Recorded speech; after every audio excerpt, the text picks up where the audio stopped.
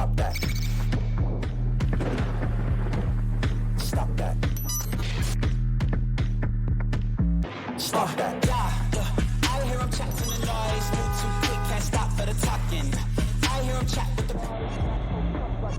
walking. Just too sharp with the prize. White girls let it tell me I'm awesome. Yeah, hot like fire on the pan. If you wanna touch my please use caution. Cold like 0 degrees. I'm out the cage, gotta let out the beast. Revolutionary, gotta let out the streets. Locked in a cage, I'ma let out the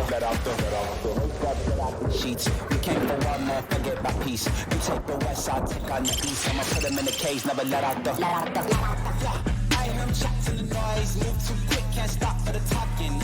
I hear him chat with the boys. Man so tough, but man's keep walking. Yeah, just too sharp with the prize. White girls, let it tell me I'm awesome. Yeah, hot like fire on the pan. If you wanna touch my please use caution. Stop that. Stop that. Stop that. I cannot wait today to get to all of the things that Stugotz has missed over the last few weeks. One of the things that I missed last week while doing South Beach sessions in California, torpedo bats, just inventing of a new bat. Did you catch that? Which story? Once I realized baseball had started, yes. I had heard about the torpedo bat story with the Yankees and how well their business is doing, and it's a great story. It is. It's a great story. You're not going to believe where Buzz Williams is. What? He came in here saying, excuse me, that Markelle Fultz is a king, that he learned that. He just did a little bit of research over the last couple of weeks. Well, last night, yeah. And there's a lot of that around the league right now, especially as we start ramping up to the playoffs and teams are jockeying for draft position. There are some starting fives out there, hand to God. Like, I maybe know two of these names. All right, well, I don't want to do a form of, I saw this argument last week. Shaq has become a bit of a bitter old grandfather, and he's been for a while. My time is the best time. No one does it as well as I do. But now he is lamenting the state of the sport in a way that is aggressive and daily. And Adam Silver is pointing out, I like the other sports where they seem a little more celebratory, where our media members seem to be enjoying things. But I'm having a hard time off of last night's game talking about what I watched positively.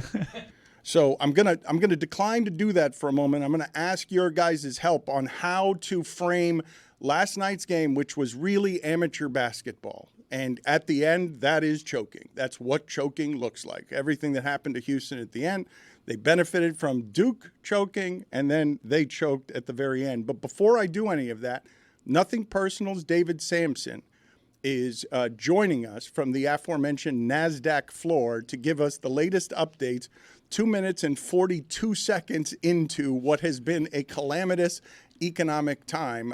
David, what do you have for us in the way of reporting on what's happened in the last 2 minutes to the American economy?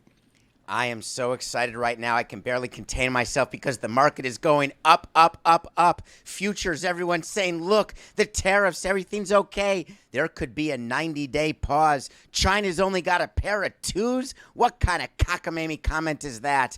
I beg of you, please, do not now buy into the dip. Do not buy into the flow. It's going to go up. It's going to go down. Why? Because every time Trump says yay, nay, or I'm going to keep going with these tariffs, I'm going to pause them, the market keeps moving. Here's what we don't want and what we have: volatility. We've got so much volatility, we don't know what the heck's going on. So when you open your account and it says green today, but red yesterday, don't worry. Be happy. I don't feel like he gave us very much information there. Don't worry, be happy. I'm not going to give you stock picks, Dan. It's okay, but I feel like I have some LeBron sound here. LeBron is being mocked by everybody on the internet for talking for a while saying nothing.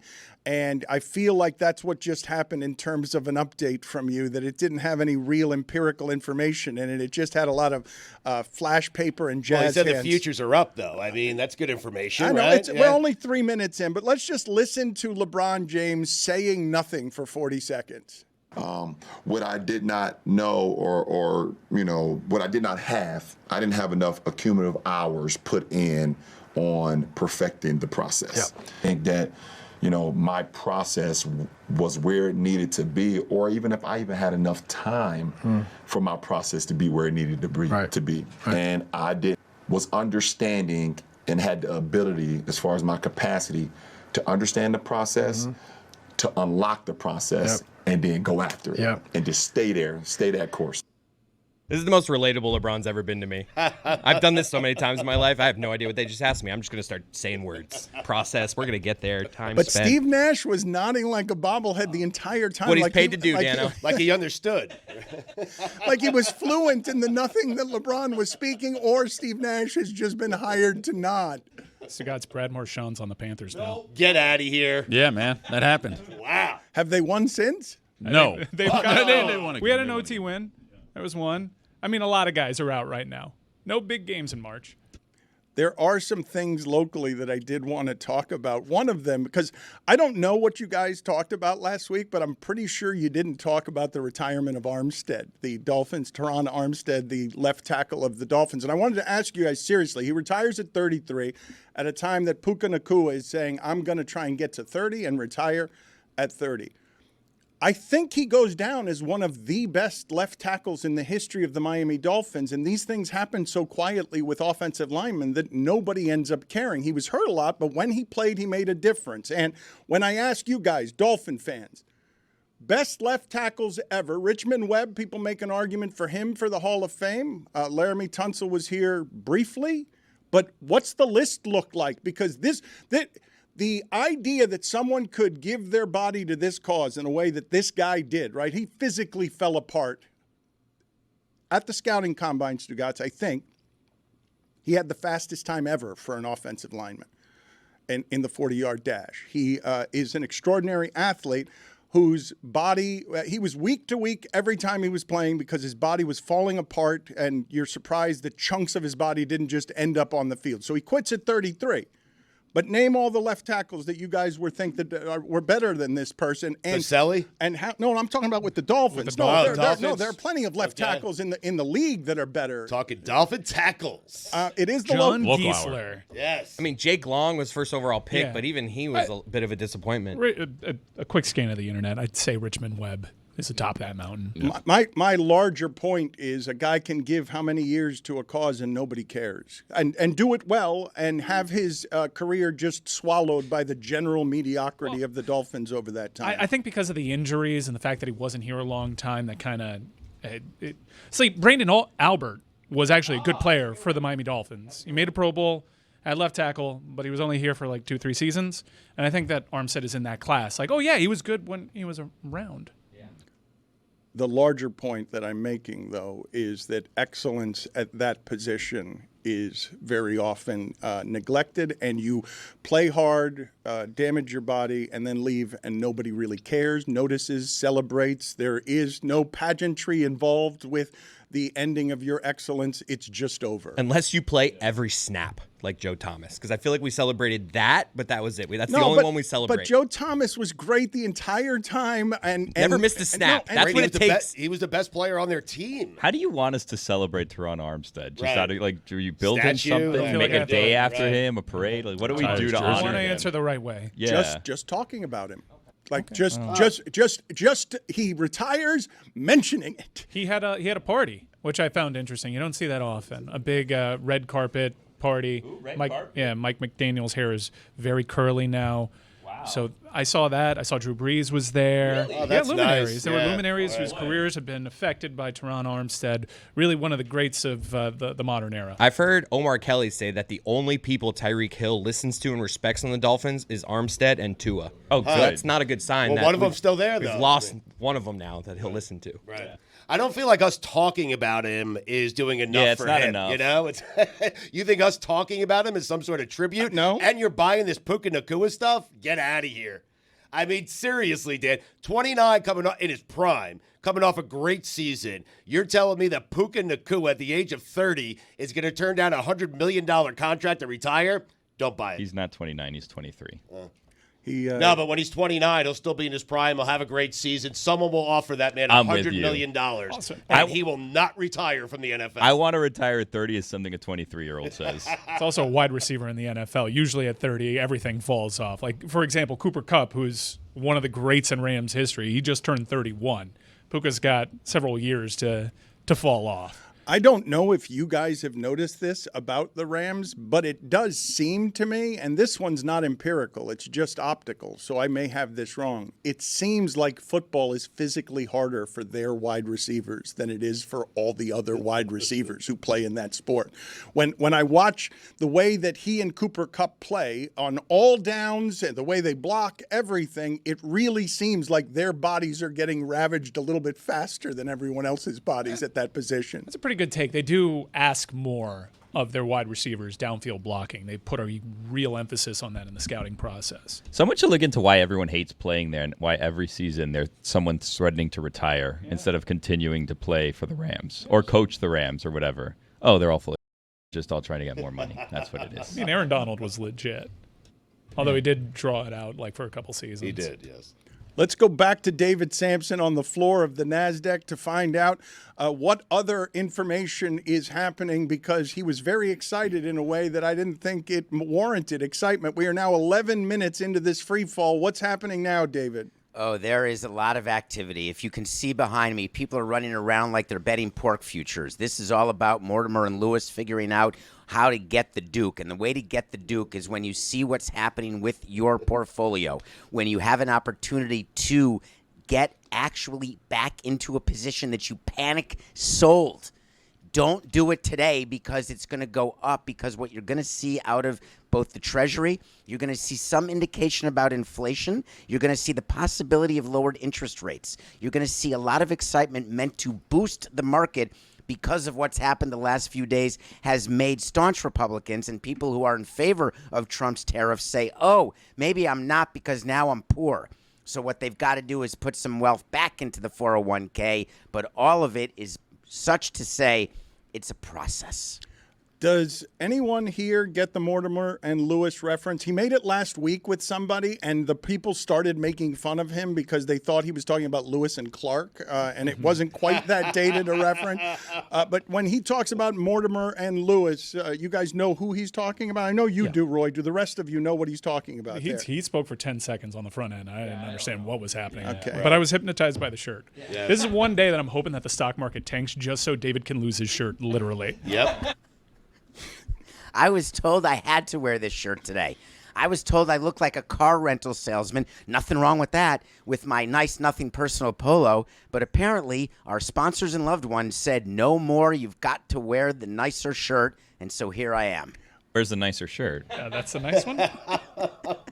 Who told you? Wait a minute. There are people here bossing you around in your wardrobe? Like, who's told you you had to wear anything? So we do have a wardrobe department, contrary to everything that people may see on your YouTube channel or at Nothing Personal's YouTube channel. And there are people who are sponsors who appreciate what we're doing, and they would like me to have looked a little more professional than my collared, amazing Nothing Personal shirt. So I had no choice but to dive into the well of what I was going to wear tonight for dinner with you, Dan. And so now I'm stuck wearing this all day. You look like a Foot Locker employee who went to play paintball. Stugotz, while you were gone, we learned that LeBron left the Heat because Pat Riley took away his cookies. Get out of here. All he needed was cookies. Well, to stay? Dan counter reported that it was actually ice cream that Pat Riley took away. Wow. I mean, that's on Riley, right? You got to. It's the best player in the world at the time. He still is. That's pretty amazing. People were calling for his head. Wow. Riley did not take away the cookies or the ice cream. Says Dan, but Mario Chalmers came out and said that Dan was wrong. Rio. Yeah. It's been a big back and forth while you've been gone, Stugotz. Behind me, you see the celebration, the TikToking celebration of the University of Florida. I believe Dan Dockich said that that's the reason they couldn't be champions, because they spend 20 seconds making a TikTok video. And I really do want help from the group on what it is that I witnessed yesterday, because it was an abomination. It's not just they're missing the first 15 threes. It's not merely that the referees called the game one way in the first half and in the second half decided to call it an entirely different way. It's not that both teams shot 30-something% and that Houston's entire style of play is just throw the ball at the shot clock and go get offensive rebounds, which is really hard to watch. It's not just that Clayton, who's probably the best pro on that floor, didn't do much of anything in the first didn't do anything in the first half of the game, and then at the end is being credited for winning it while going whatever it was 3 for 11 and 1 for 7 from 3, just because you couldn't credit anyone else for winning it, because it was Houston gagging all over itself at the end of the game, and a legendary coach in Kelvin Samson having nothing for the last 2 possessions. You cannot, Stugotz, have the champ. That will haunt that program for the rest of time, to have the championship that close and not be able to get a shot at the end, and furthermore, not call any plays going to the rim, like not have anyone around the rim when all you need is 2 to tie. A couple of free throws is all you need. It was just really terrible, but someone's got to win the championship. And Houston had a close one against Purdue, but I think we could all make the argument that Florida, Duke, Houston, roughly the same. You keep throwing them at each other over a course of time, you're going to get results like you got the last time that Houston played Duke and the last time that Houston played Florida. But did you guys enjoy the watching? It just seemed remedial. It seemed like I kept noticing. It was bad basketball. But shots just knocking the backboard and not hitting the rim, and it's just terrible basketball. That's men's college basketball for you. That's been my experience. Granted, I support like a really bad men's basketball team this year, but yeah, it's trapping, lots of trapping, and lots of missed shots. It's not great, but I will say the thing that I'm most impressed about is just the Florida program. As you know, the barometer for greatness is what's happened in my lifetime. And they're tied, I think, for second for most titles in my life. I mean, it's UConn, which is the top of the heap, and then a whole bunch of teams that are in that mix, and it's Florida. Florida's randomly a college basketball blue blood now. That is fairly amazing when you think about it. A team in Gainesville, Florida is mentioned in the same breath now because they've won 3 national championships, and the only other programs to do that are like UConn, Duke, Kentucky, and Kansas. North Carolina, think about that. That's who Florida will be mentioned with for the remainder of time. Nova's That's crazy. Nova's, I think, got 3. They have in this part of the century, they've basically done the same thing that the Miami Heat have done, where they had the one team with the nuclear capability, with Joakim Noah and Al Horford and Corey Brewer, that won 2 championships, and then it goes a long time, and then they win another championship, and you get over a 25-year period, you get 3 championships. But yesterday's game, and you tell me if you guys felt this.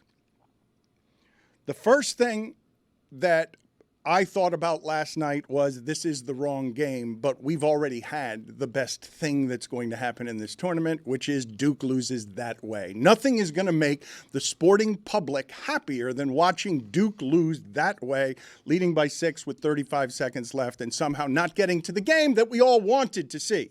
Because I think that Florida and Duke would have been a monster number, bigger than last night's game. But then what ends up happening in last night's game that bummed me out is I didn't feel like that was about winning last night. I felt like that was about how Houston lost at the end. Because when you're talking about one shining moment, it's generally not the same kid, Emmanuel Sharp, dribbling the ball off his leg and then not being able to get a shot off and looking fundamentally incompetent at the end of the game, while Kelvin Samson stood and stared stoically and didn't have anything that looked like coaching going on in the last minute of the game. I was hoping for a better payoff because I didn't really have much interest in watching Florida win a title or potentially win a title, but I did love Saturday.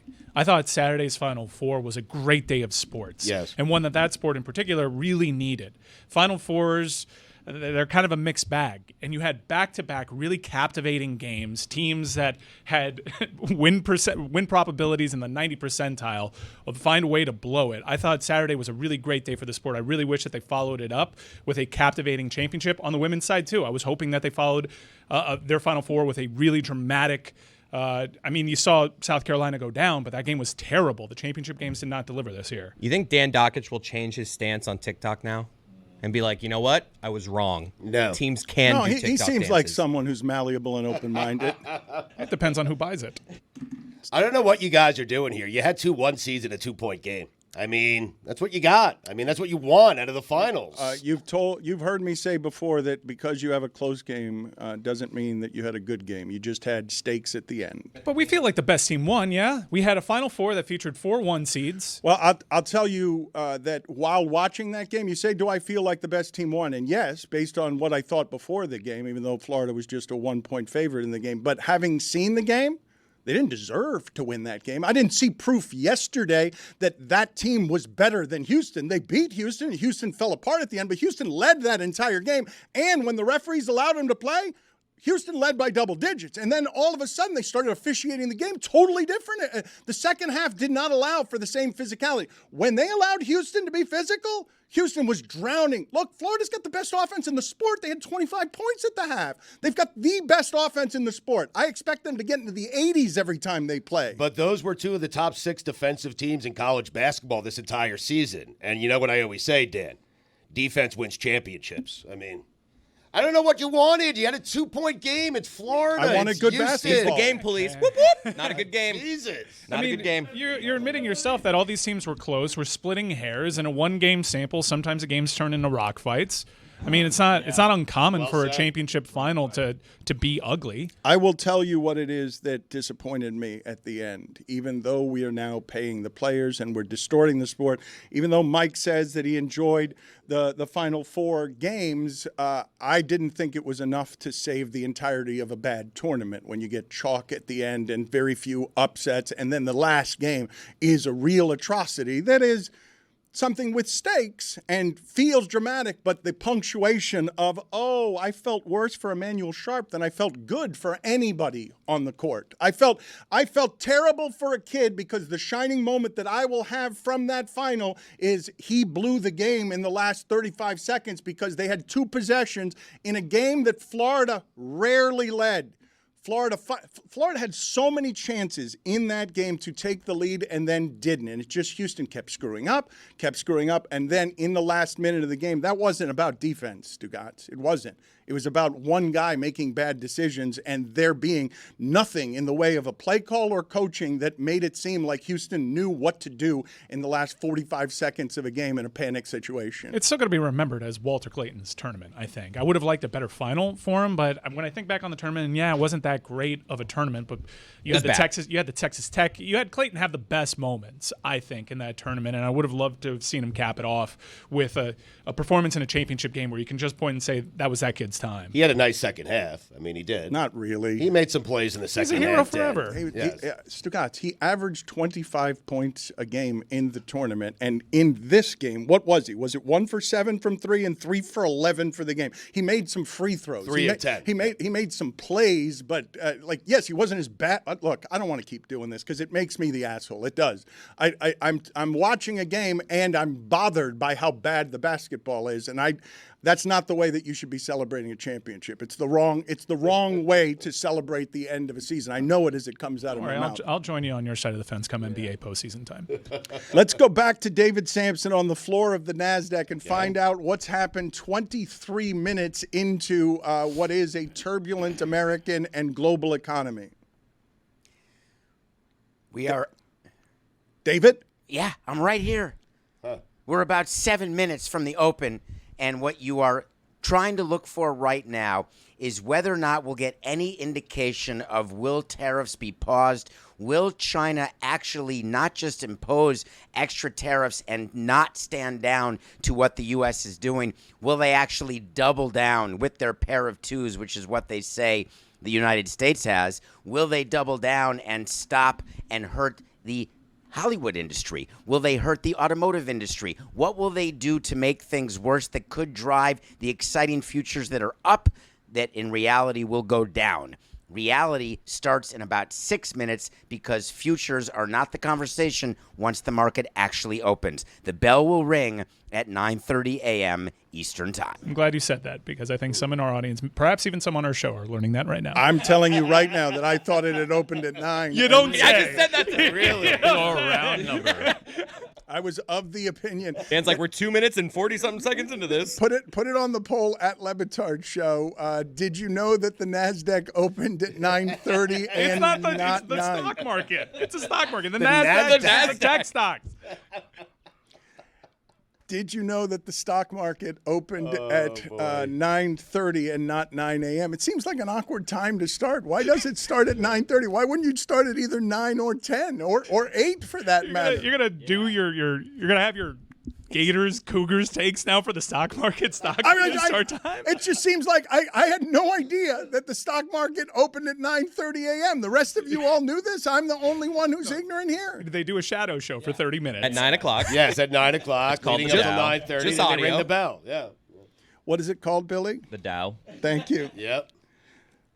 Do you care to give us all of your business expertise here? I'm happy to get whatever the room's got on what it is that's happened the last 4 days. I told Stugotz just before he left, I told him that I had put everything safely away in all of the safest, most cowardly places because I was just just not quite the mattress. That seems less. The mattress honestly seems less safe than government bonds. It's the first place you would look, right? I mean, the mattress. I mean, if I'm searching for your money, I'm going to your mattress. Is it the first place that you guys would look? If you were going to someone's house and looking for money, is the first place you guys would look under the mattress? Top shelf of a closet, maybe. Maybe your wallet.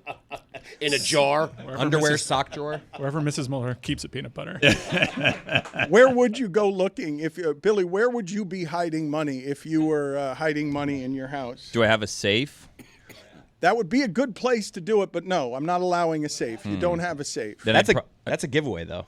Yeah, we'll get into my safe. Good luck. Good luck getting into the safe, right? I'd probably have a bunch of those like fake Coke cans laying around, right? And then they'd just be in disguise with all the real Coke cans that are laying around, and then you'd never find it. I have one of those in my fridge. Really? Yeah. What's in it? A gun? $3. Oh. It's just to tip a pizza delivery person.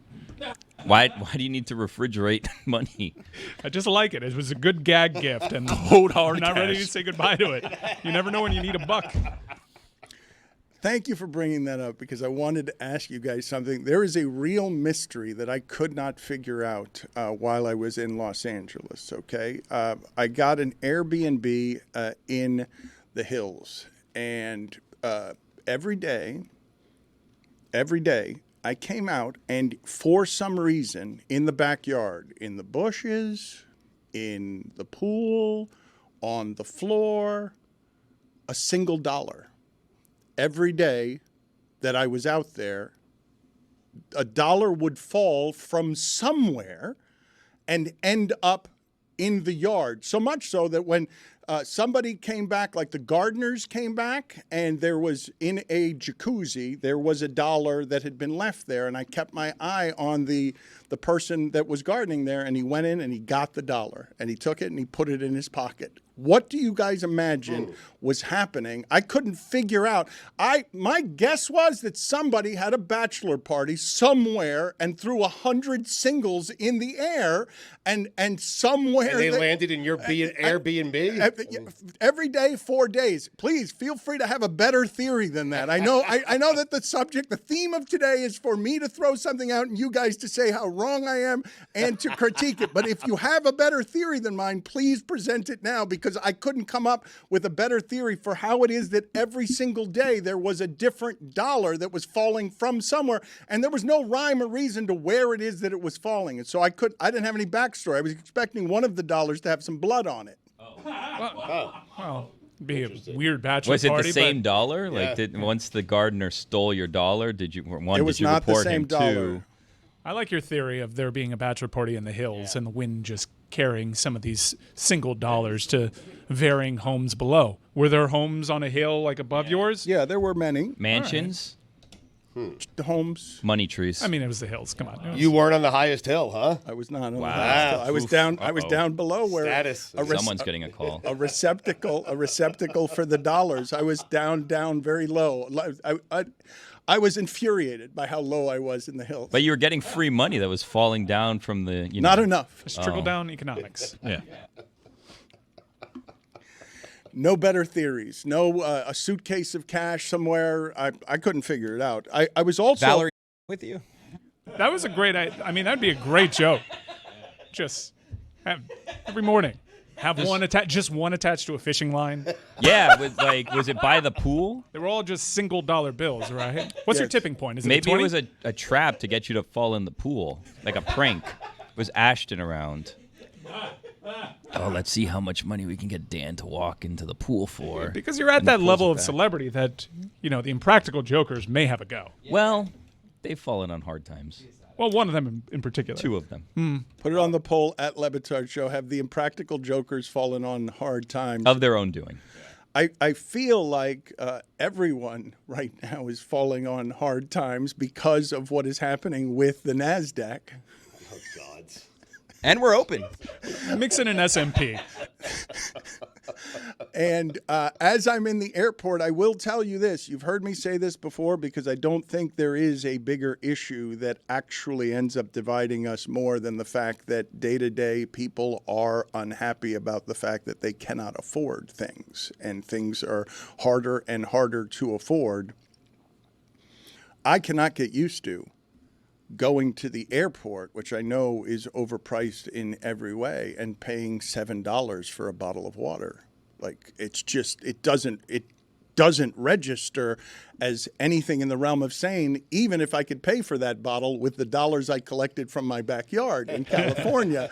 $7 for a bottle of water. I don't know where you guys have been most jarred by this. Dan, I have like one of the worst times in recorded history to have your lease expire on your car. So I've been dealing with that for the last week. It ain't fun. The prices are insane. What's happened to the iPhone now is people say that tariffs are going to make it so that the iPhone that tariffs can make it so that Apple's business model is in peril because the iPhone will go up to $3,000 or $3,500. Right. So, like, I've done a lot of reading up on tariffs, as I'm sure a lot of people have, and why No haven't doubt, we done these things, and why is a trade deficit good? Because I guess, like, the conservative talking point of trade deficits are bad. Why do we have a trade deficit?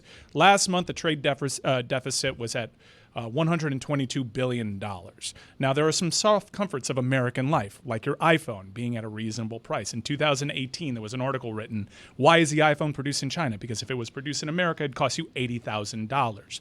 There are beautiful soft comforts as other countries try to protect their own industries by implementing a tariff. But just so you know what the math is, we've lost approximately close to $10 trillion in stock market value since the tariffs came out. That is to address a trade deficit that is $122 billion last month. The math ain't necessarily math in here.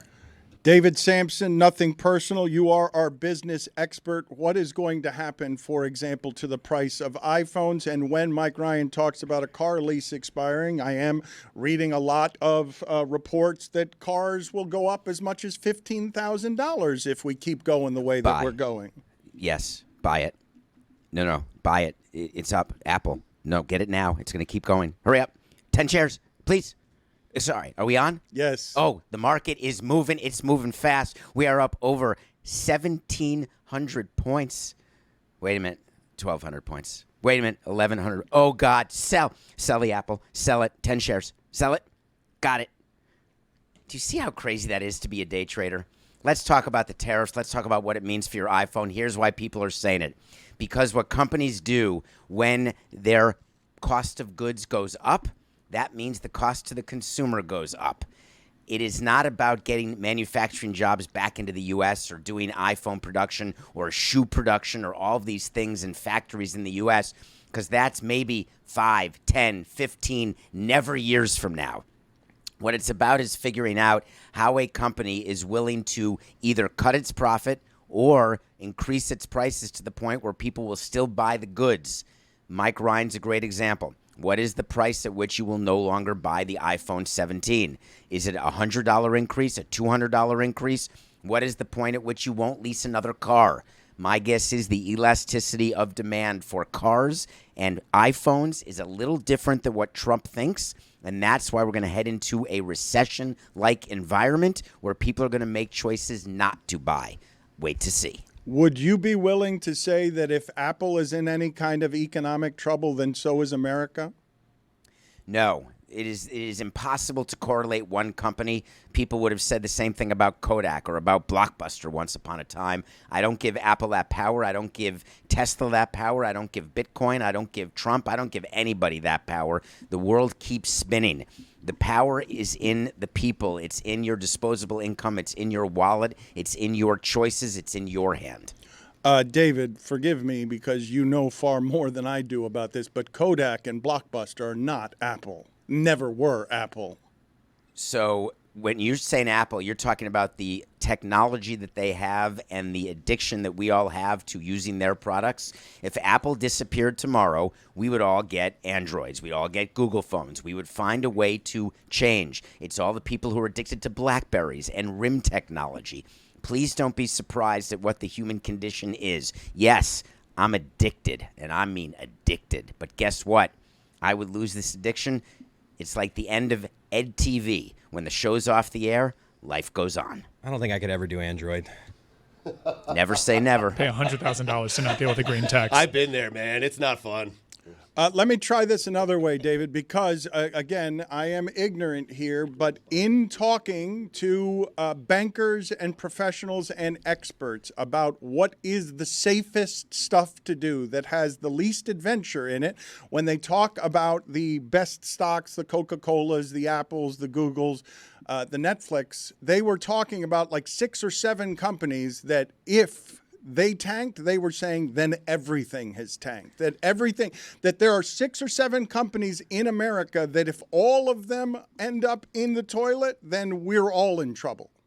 Yeah, I think you're being alarmist. I think that if you're looking to your investment profile at your age or my age versus someone who's in their 20s or 30s is different, you're going to have a higher allocation of fixed income. You're going to be in more bonds, which are obviously safer because you don't have the time horizon to take the ups and downs that happen in the short and medium term. But in the long term, if you buy an index fund, which basically maps what the S&P does, you're going to end up better in 20 years than you would if you didn't do that.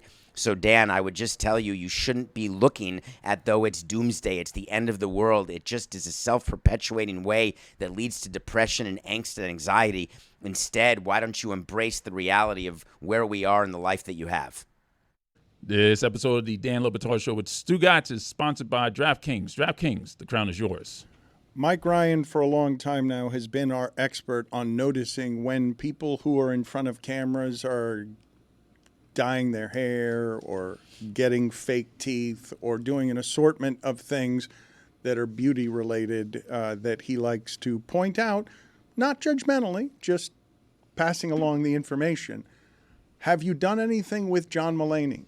Have you accused John Mulaney of any kind of artificial behavior? Because, Mike Ryan, I was told the other day and did not know this, had not suspected it, had not noticed it, that John Mulaney has had a jaw implant, that the internet is clucking about the fact that John Mulaney, who was, I think, plenty boyishly handsome before, has now decided to really make his face marquee jaw implant. What's that face, Billy? What are you doing? Learn your place, Mulaney. You're not a sex symbol. Like, enough. Are you sure he's not a sex Yeah, symbol? he's not supposed to be. I just stay in your lane. He's forcing it. Yeah. Go write your jokes. Be your funny guy. Have that be your appeal. This sex symbol bull trying to pull. Get out of here, Mulaney, please. He is married to Olivia Munn. Yeah, well, he was married to someone else before. Oh, wow. Oh. I think he's had good work done. He looks good. Put it on the poll at LeBatard Show. Is John Mulaney a sex symbol? And also put on the poll, did you know that John Mulaney had a jaw implant? Because I'd be scared to do a jaw implant. I would be scared of things going wrong with a jaw implant. I don't know the details of what kind of cement mix they put in your face in order to do that, but I don't think that's something I would want. There's some good work being done right now. What's the implant you'd be least worried about going into? hair implant? Yeah. Tushy. Really? Oh no, it's You would not be worried about that? That's one way to say it. Just open it, stick stuff in, and No, close it. that's- I don't You know. can cover it up. It's been risky. Known to be risky. They do that out here all over South Florida in strange warehouses with like Fix-A-Flat, and That happened to people Pebbles get the model. sued. Yeah.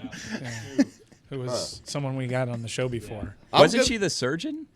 No, she. Well, yeah, she did. I think the procedure Pebbles the model herself. was the one that was injecting cement into people. Yes, Yeah, yes. if I remember correctly, Dr. Pebbles the model. We should catch up with her. I don't think that's correct. I don't think we can.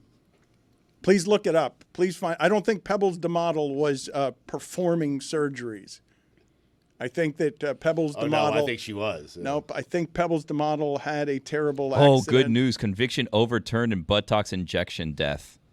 I'm going to read about this. Okay. Oh, I have to pay. Never mind. I'm saying that it's someone who's good at what they do.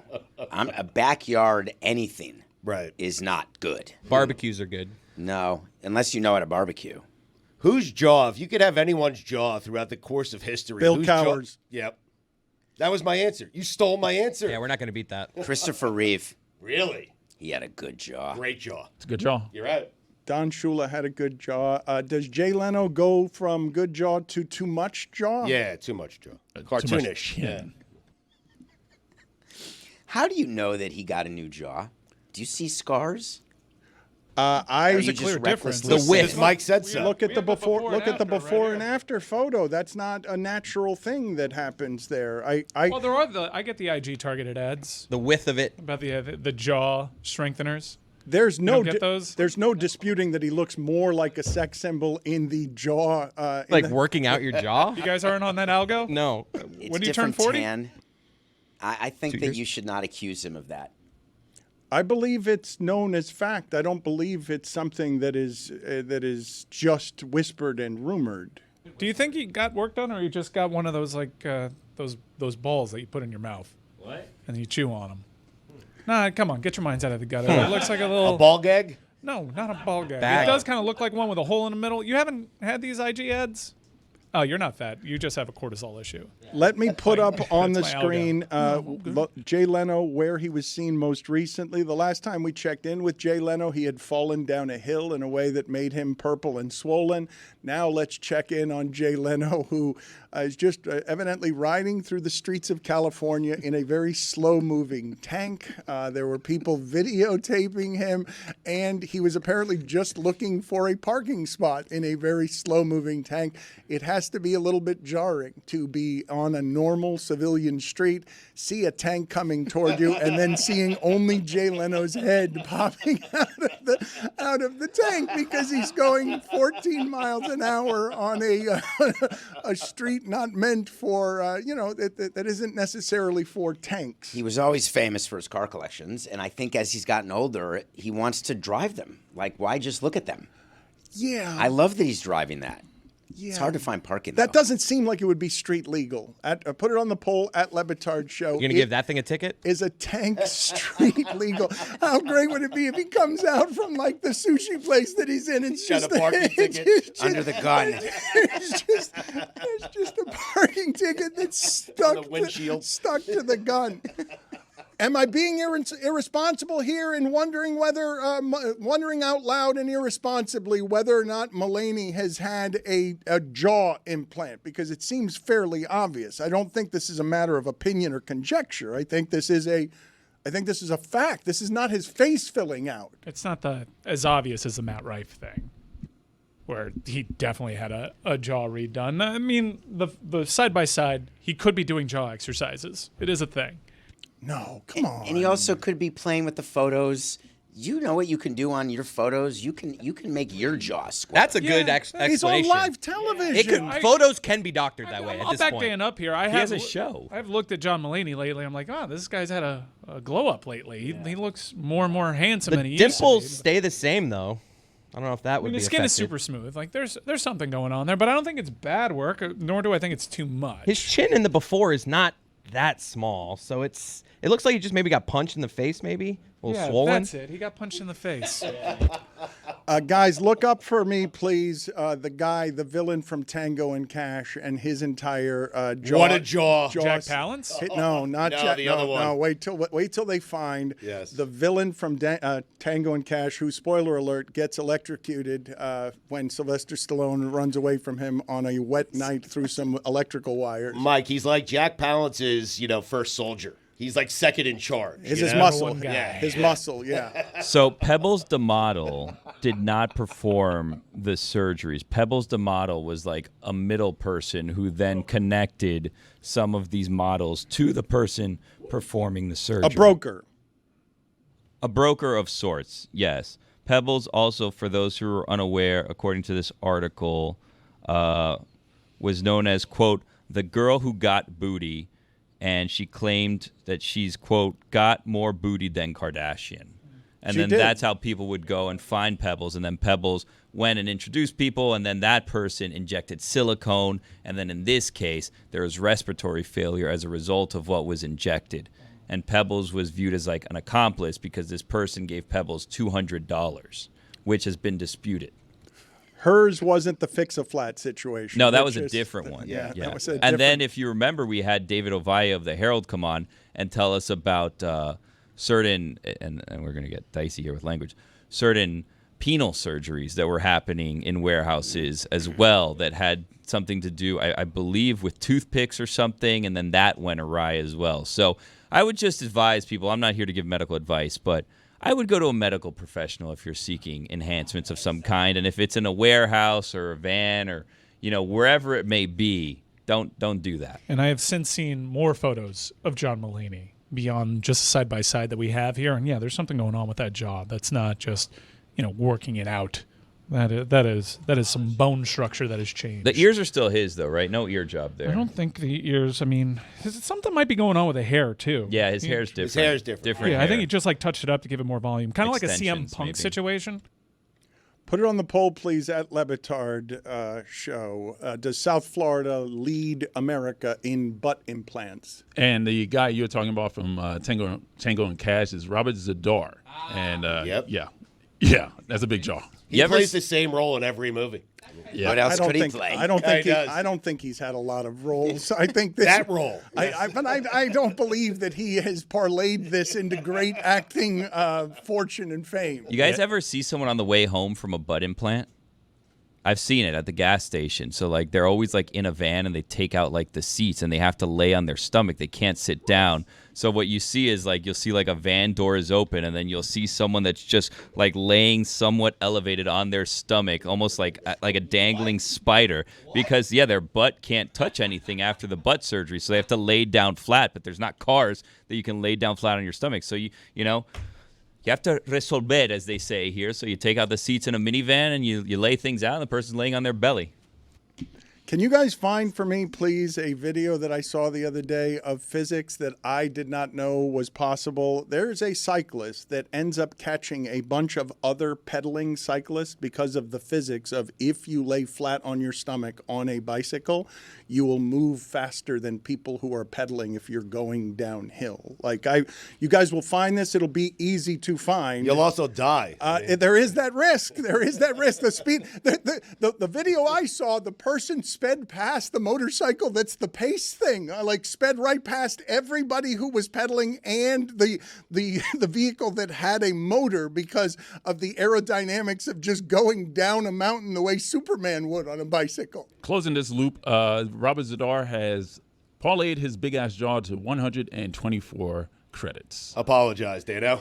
Give me what else he had after Tango and Cash, and I will offer an apology. He's been in 124 movies since. I don't think that's what he said, but if it's what he said, I will indeed apologize for my blaspheming. This looks fun. And dangerous, though. You would agree, right? You would agree that this is terribly Everyone else is like, oh, come on. I mean, he's kicking ass.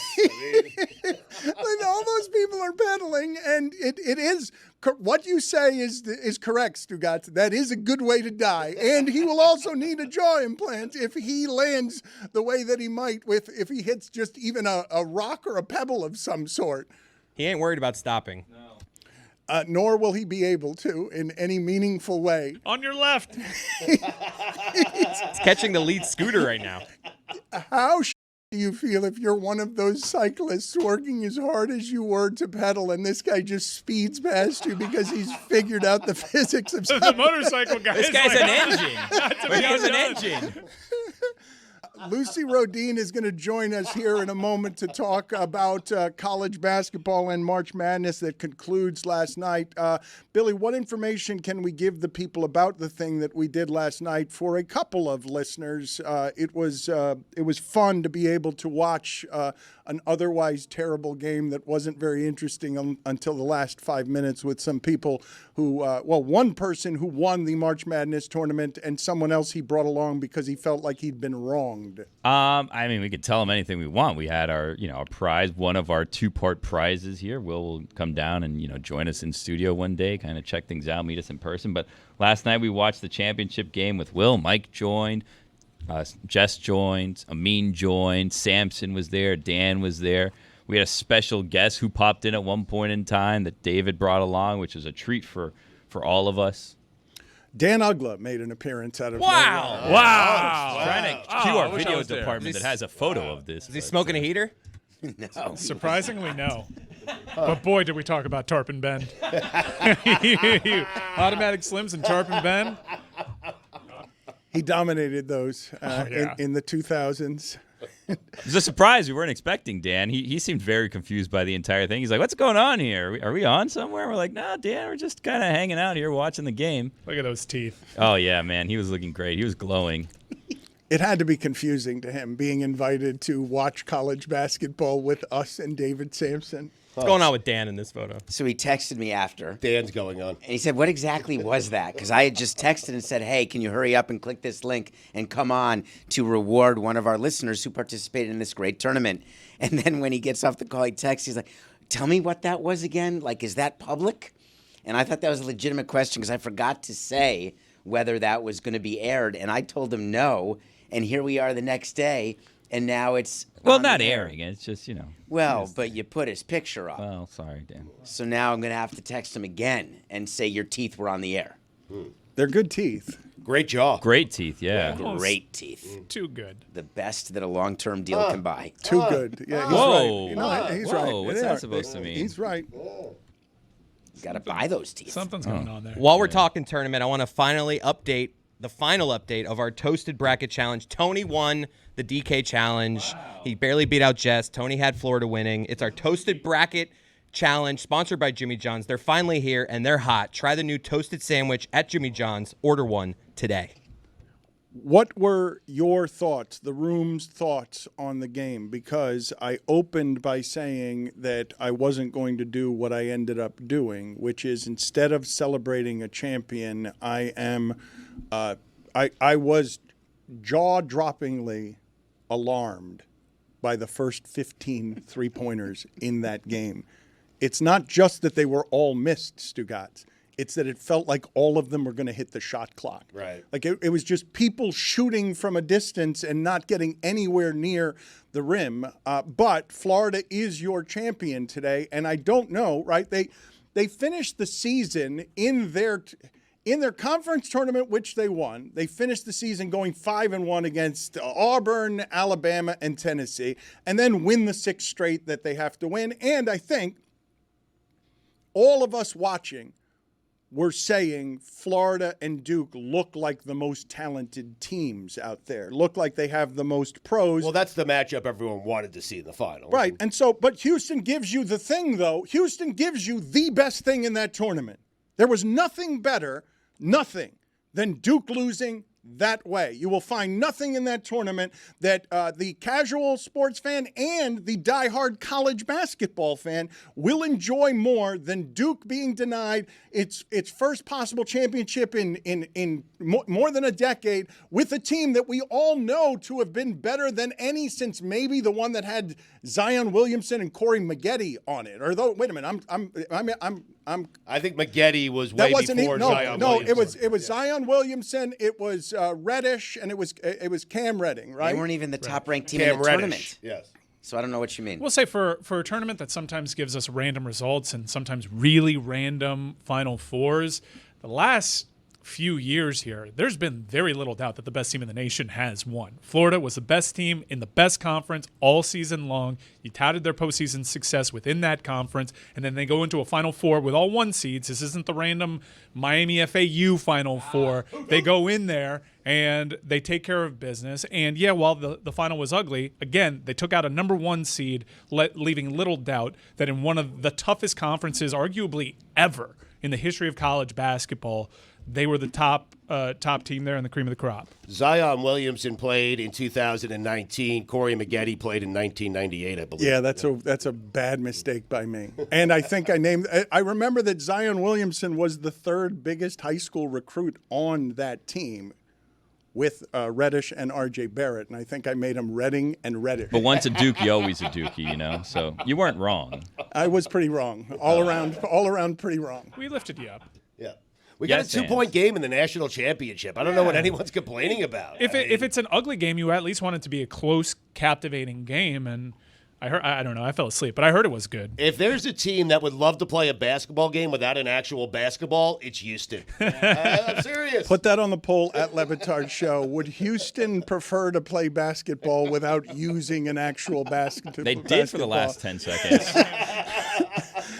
Lucy is with us now. Lucy, thank you for joining us. Your general thoughts, because I am the bad game police today, and everyone's mad at me for being the bad game police. Should I care that it was a terrible game as long as it was a close game? No, I don't think you should care, and I don't think it was terrible. I think that's just like how Houston plays basketball. They're a very make you lose your will to live type of team. So it was what Houston was. And so for Florida to be able to match their style of play to Houston's, which is insane, I actually thought made it a pretty good game. And the fact that we've kind of gone through this tournament, at least the earlier rounds, with no upsets, a lot of blowouts, even if it's not the prettiest game in the world, and you're talking to an Iowa football fan here, so I'm probably the worst person to ask this question to.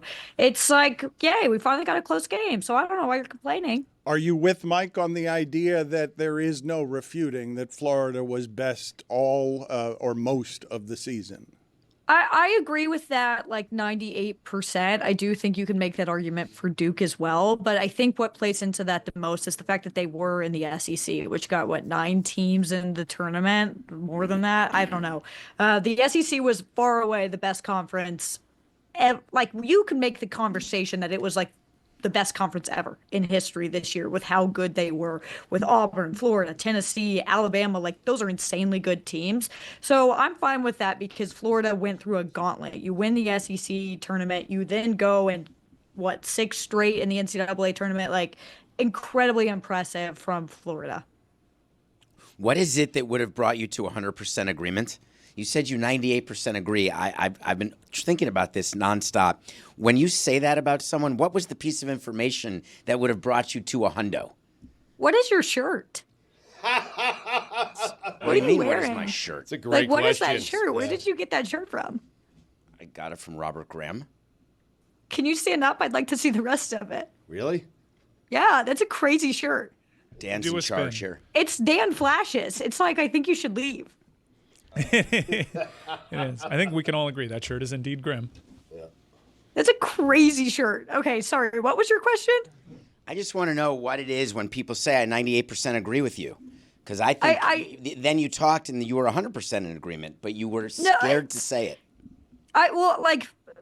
In 99 out of 100 times that game against Houston, Duke probably would have won. Things just went so bad.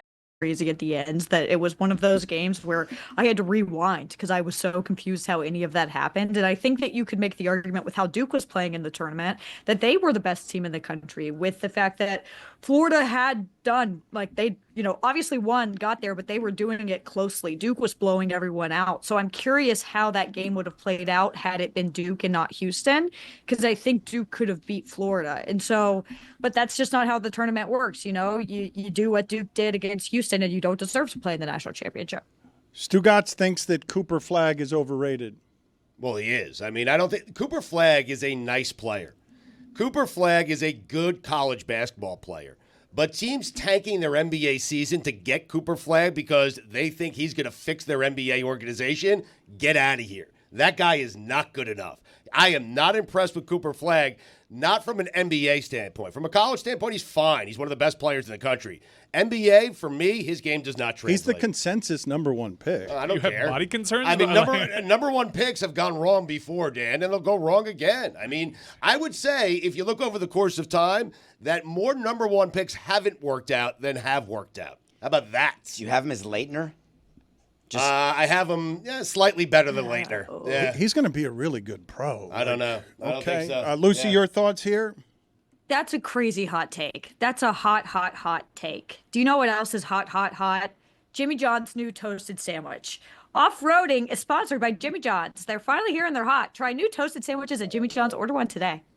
Answer his question, please. I did. I said it was hot, hot, hot, like Jimmy John's toasted sandwiches. But this is crazy what he said. He trained with the USA Select Team as a 17-year-old. He's insanely good. Like, your take is crazy. I think he's able to, he's just so versatile. Like, he could play in the point. He's like one of the better defenders in college basketball. Like, he's just an insanely versatile player and has been electric the whole season. My brother had a similar take to you, which is that Cooper Flag is as good as he is, but he has to make that last shot. Like, if you're that guy, you got to make that shot, which I kind of agree with. Mm-hmm. But that's crazy. We've been hearing about him forever. And I think he's lived up to every expectation. You know what's funny about that as analysis, though? And I'm always about process instead of result. So what's funny about that analysis, yes, he's got to make that shot. However, the reason he's going to be a great pro is because he got that shot. Like, everyone knew that shot was there and he had to be guarded. And the fact that he could get that good a shot in that situation speaks to his skill set. How about you beat Houston? Yeah, fair enough. How about you make it to the finals? That's right. But how about you're the best player in the world? You got to that spot, hit the shot. It's your spot. That's your shot. That's what you wanted, and you gagged. You still have a 40% chance of failure, and that's if you're the best field goal percentage there is. So you're playing the result. It's a great shot. But it's a terrible shot because he missed it. No, but that doesn't make it a terrible shot. But I would say that Stugotz, what he's doing there is exactly the analysis that Lucy's brother gave her, which is I like him. Which is he's a smart kid. But I do wonder if Stugotz's take is entirely different if he simply makes that shot. I wonder if Stugotz has the same take of he's overrated if he simply makes. What does he do against Florida though? So it's just game to game on your analysis. Always has been, always will be, Dan. Okay. Yes. That's just a fan. That's not an analyst. Lucy, I will tell you, it was super weird to see UConn as an underdog be a surprise in women's basketball. It was strange to watch. And then even stranger to feel the surprise of, UConn won by 30. That was something they were doing for 2 straight decades, and they won by 30 in the championship game, and I'm surprised by that. Why am I surprised by that? UConn has not won a national championship since the Obama administration. It's been a long time. It doesn't feel as long just because we always associate UConn with success, with national champions. They were favored to win the game against South Carolina. They were a 7-point favorite-ish, according to our friends at DraftKings. What was shocking to me was just how they beat South Carolina, how dominant they were, considering they weren't hitting threes in the first half. It was just Dawn Staley said, we got punched in the mouth, and that's exactly what happened. That was shocking to me because Dawn Staley doesn't lose like that, and the only other time that I've seen this South Carolina team lose like that was against UConn earlier in the season. I just did not see that happening again, especially after the way that South Carolina played Texas. They were very dominant against Texas. It was just a UConn sort of team of destiny. Everything with AC Flood's injury and Paige Beckers and wrapping up her college career, it was meant to happen like this. And the thing with UConn is I think they should go celebrate. And you know what I think they should do? I think they should go on a trip via Priceline. This is brought to you by Priceline. Are you dreaming about that trip? Yukon Huskies, book it and go to your happy price with Priceline. I feel like the way that you're doing this is a little bit too overt. I understand that you become a big star and all the sponsors want to be involved Doing what? with every What are you talking about? sentence that you're involved in. But I do think you're being a little heavy-handed with this. I want to show you this and ask you what's responsible and what's not responsible about me publicly accusing John Mulaney of getting a jaw implant here. He got one. Okay. So, He got one. There it is. All right, but hold on a second. Do I need to have any sort of qualifiers on this? Do I not have to have Ice? Time to throw away all journalistic credibility and get reckless. Here is something we like to call reckless speculation. You're good. David told us yesterday we could say whatever we want whenever we want, and there's no consequences. We don't have to just play that sounder, Dan. I'm against that sound. I find it irresponsible and a waste of showtime. I'm much more interested to hear Lucy's take, and because I know so many people care about his jaw, that we should keep talking about it. Lucy, is that a fake jaw? Does he look better? I don't particularly care about his jaw, but he's very obviously had work done. It's very clear that he's had work done, which is fine. Get work done if you want to get work done. I don't care. But when he was at that SNL 50 reunion, he did a red carpet interview, and I was like, oh my, whoa, that's a new jaw. He's gotten implants. Billy has said, hey, Mulaney, stay in your lane. We don't need you to try and be a sex symbol. You're Mulaney. You don't get to be, you're the funny guy. You don't get to be a sex symbol. Write your jokes. But I'm looking at that jaw implant, and what I see with the dimples, with the hair, I see a sex symbol. I think he was sort of a sex symbol before because he's funny and women like funny men. He was definitely a celebrity crush before. I don't think he needed to get the jaw implants. Also, he's married to Olivia Munn. You're good. Your life has worked out for you, John Mulaney. But I don't know if you guys want to go see John Mulaney. I don't know if he's touring. I don't know what's up. You can use the Game Time app for shows as well. What time is it? It's Game Time. Download the Game Time app and redeem code Lucy for $20 off your first purchase. Terms apply. This is unfair by us because the one that you're saying he had work done is clearly his Netflix show cover photo, where a lot of things could have been done to that photo, and the other one's from a selfie phone, 20 years ago. Again, I will just state this. I know you guys, I get fooled by the internet all the time, and I know that you're correct when you say anything can be photoshopped. He's live on Netflix every Wednesday. That is not altered. I'm watching a face. He is talking through what looks like a jaw implant. I think his head is wider. I don't know if it was that he got his jaw implant. I think maybe he had a cranial restructuring where he maybe split it down the middle, insert a little bit, because his head entirely looks wider. That then makes his jaw wider. Do a side by side, Lewis, so we can see. I think that his that could explain his hair too. Maybe they did something with his cranium and then they put a rug on top, cover it up, long straightened hair, curled a little bit at the front, a little Superman type of thing here. Everything's wider. Billy's so right on this. Look at his neck. His neck in that photo. It's a little wider. See? At LeBatard Show. That's because you put implants in. At LeBatard Show, would any of you fear a jaw implant? Because just the sound of that seems horrifying to me. Just not having any other information. You love fear, man. Put it on the poll as well, at LeBatard Show. Does Dan love fear? You got a real boner for fear, man. If there was a cosmetic surgery, they removed fear, would you do it? If you had the option to remove fear or get fear implants, what do you do every day? Would you do fear implants or fear reduction? Give me more fear. Need more fear. He fears that without fear, he's no longer Dan. Yep. Why? I just need it. It's his fuel. Just need it. Need it. Need to be scared. Fear or pain. Yeah, one or the other. Or someone else's pain. Your travels, Lucy, speaking of someone else's pain, you made your way over to Tampa. How was that experience? Oh, God. That city was designed by someone who is very drunk. Everything about it makes no sense. The roads don't make any sense. The buildings don't make any sense. Nothing makes sense. We were there for 4 days, and we were lost for majority of that time. We would get in an elevator and they wouldn't have all the floors. Okay, so we go up the stairs. Well, the stairs doesn't have all the floors, but the stairs has different floors. Okay, well, we were in the arena. We ended up walking through the kitchen just to get to the media space, but no one else was in the kitchen. And then we're driving on the roads and no road makes any sense. And they're all converging in weird different ways. And I just don't understand how Tampa was put together. Put it on the poll, please, Juju. At Makes me angry. LeBatard Show. Was Tampa designed by someone who was drunk? At LeBatard Show. It was. With Waze, don't you never get lost? Does anyone get lost anymore? No, we were using Waze. That's how bad Tampa was. Waze was like, I don't know.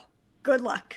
Well, this is. Hope there's not a cop there. David Samson has clearly never tried to drive in Hialeah. Like our satellite systems and our technology have no explanation for how it is that roads change into different numbers in Hialeah. Waze cannot. There are certain places. I don't know if Tampa is one of them, but there are certain places that our technology is not going to help you with an electronic map. I don't know what other places are like that. I drove in Hialeah all the time looking for a ballpark. It's easy to find. Bona fides. That's it. Right. I was there. Windows up, though, but I was there. Oh, come on. No, I just wanted to make sure that I was taking in the environment, the neighborhood. That's why the windows were Why up. were the windows What up? ballpark were you looking What are you It was saying? very hot. Were the doors locked? It was very hot. Very hot. Lucy, Ballparks in Little Havana. good talking to you. Thank tried you, for Hialeah. Lucy, for all of your sponsorships and travels. They are rocketing toward stardom. Speaking of sponsorships, I feel like we have failed Boost Mobile with our take line. The telephone number is 305-406-GOTS. That's 4689.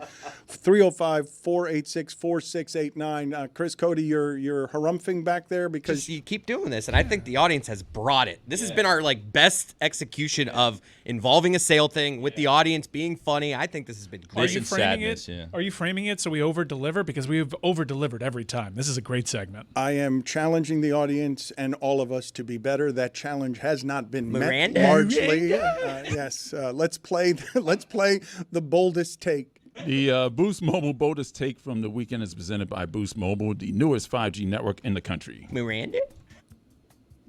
Hey, this is Will in Honda.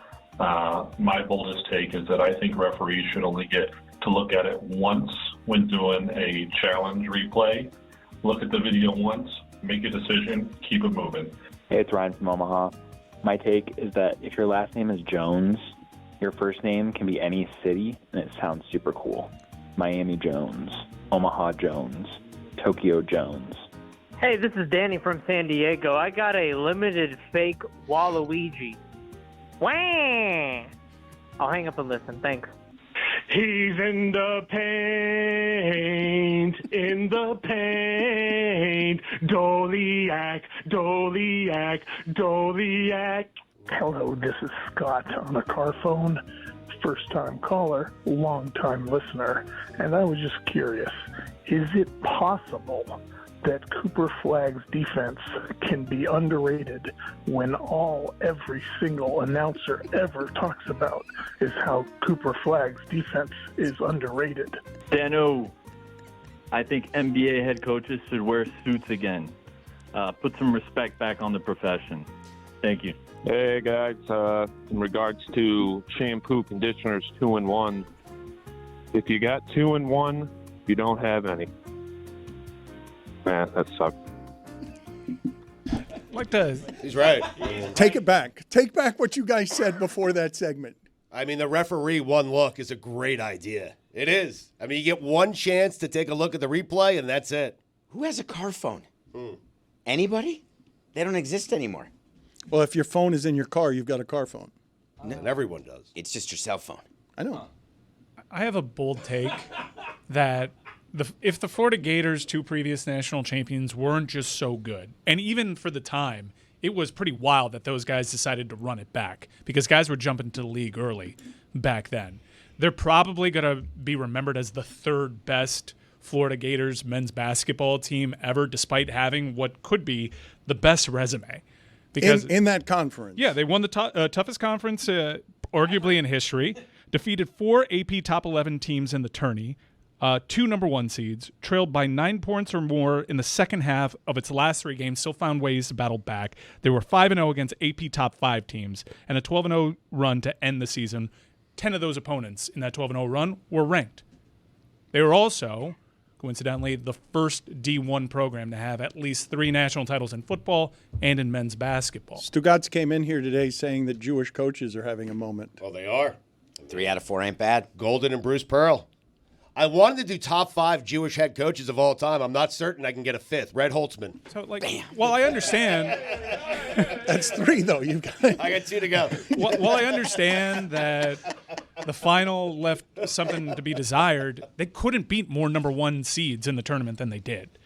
And they were pinned as, once the season got going, as that team might be title good. And they just spent the entire season proving that assumption right. You're saying of the 3 times they've won the national championship, this team will be celebrated the least. I'm saying because of their unique standing in their own program, because of how famous that core was, because of the success. Look, Corey Brewer, say what you will about him, he had a 50-point game in the NBA. Because of how famous, I guess we'll see what these guys become. But because of their standing within their own program, we're not doing the hot take thing that we probably should be doing, which is this could arguably be considered one of the greatest men's teams of all time. I think that we should be spending more time talking about how in the quiet and solemn Houston locker room, you heard sad sound bites that were interrupted by an intermittently flushing toilet in the background throughout all of the sadness.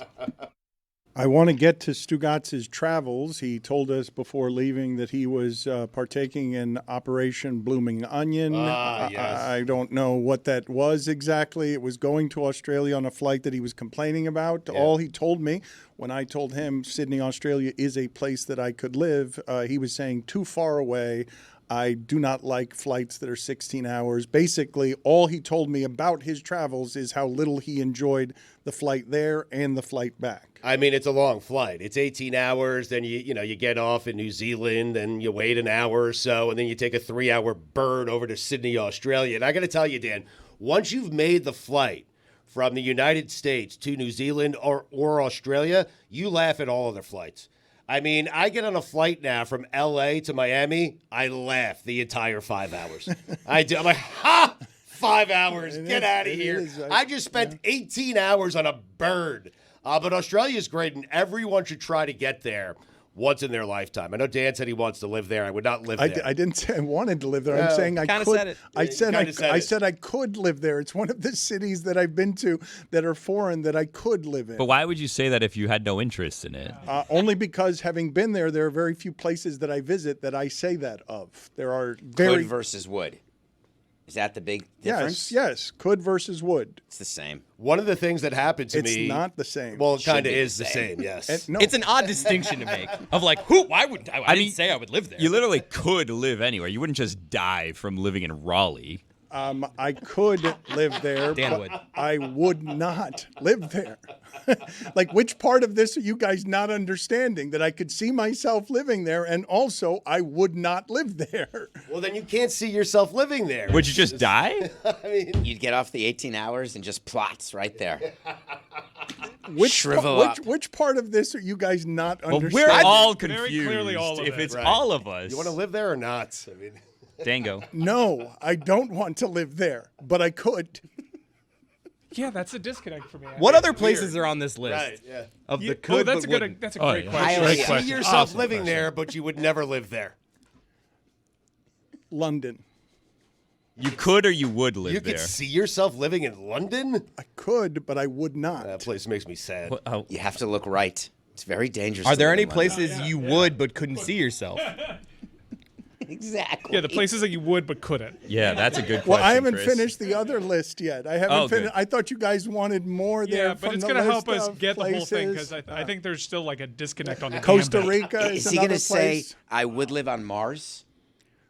I couldn't. But you can't. Well, I wouldn't either. That's a good one. I wouldn't either. I can't even see myself living on Mars. Cannot. Right. I But would I do wouldn't. so poorly there. All people would. It's not inhabitable in any real way, no matter what Elon Musk thinks about what he's going to do to Earth so that him and his 7 friends that are billionaires could live there. Incidentally, by the way, I'm curious about this. In all of the Elon Musk talk that there is, does anyone think it particularly despicable that the world's richest man would make it so difficult for the mothers of his children to get any money from him? Like, in terms of despicable, there's a list of things that we can assign to Elon Musk that are despicable, but women who have had his babies that he therefore after that doesn't actually want to give any money, even though money doesn't mean anything to him given the amount he has? Do you want a top 10 list of athletes and actors and rich people who don't take care of kids after impregnating women? Understood, but he's doing this a lot with a lot of women, and I like that list. And There does seem all to be those all those athletes are not as rich as Elon Musk Well, is. what is it? It's over. The number's over 12, right? And occasionally, some of these things spill into social media, and then it's usually an effective move because Elon Musk replies and says to the world, and the person tweeting at them or posting at them, I guess that's what it's called these days, exactly how much money he's going to be giving them. Yeah, these NDAs probably got to be pretty fascinating. I'm a Dick Van Patten guy. I think 8 is enough. I didn't know where that was going. 8 is enough. I think he should have stopped at 8. And there's a way you can stop it. You just get snipped, clipped. It's one way you're free to roam the country, which Elon likes to do. I don't think these are mistakes. No, he's big on repopulating the. I think he wants his bloodline out there. But then why wouldn't he give money to support the kids? That part is a bit cruel to me. Gotta want to earn. Well, he could, but he wouldn't. Pull yourself up by the bootstraps. Teaching him lessons. He does, but sometimes people aren't satisfied with it. I don't know.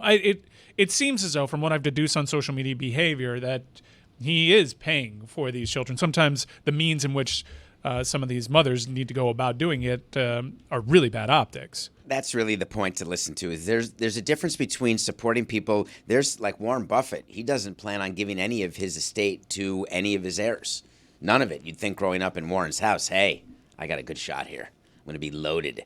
There's a bunch of rich people who decide that they're going to let their kids do it the hard way, the way they had to do it. Bill Gates. So Elon Musk, why can't he just give enough money for them not to live on the street? They could live in a mansion, but they can live in a two-bedroom. Because it's a move. That's why. Because you loved these women at one time, and they are the mother of your children. Oh, I think you're making an awfully big assumption there. Like maybe some of them, but like a lot of these appear. You cared about them enough to procreate with them and have whatever that relationship entails after that, and then you're not willing to do you're willing to pay more in NDAs than you are in child support. Well, the nature of some of these things seem pretty transactional.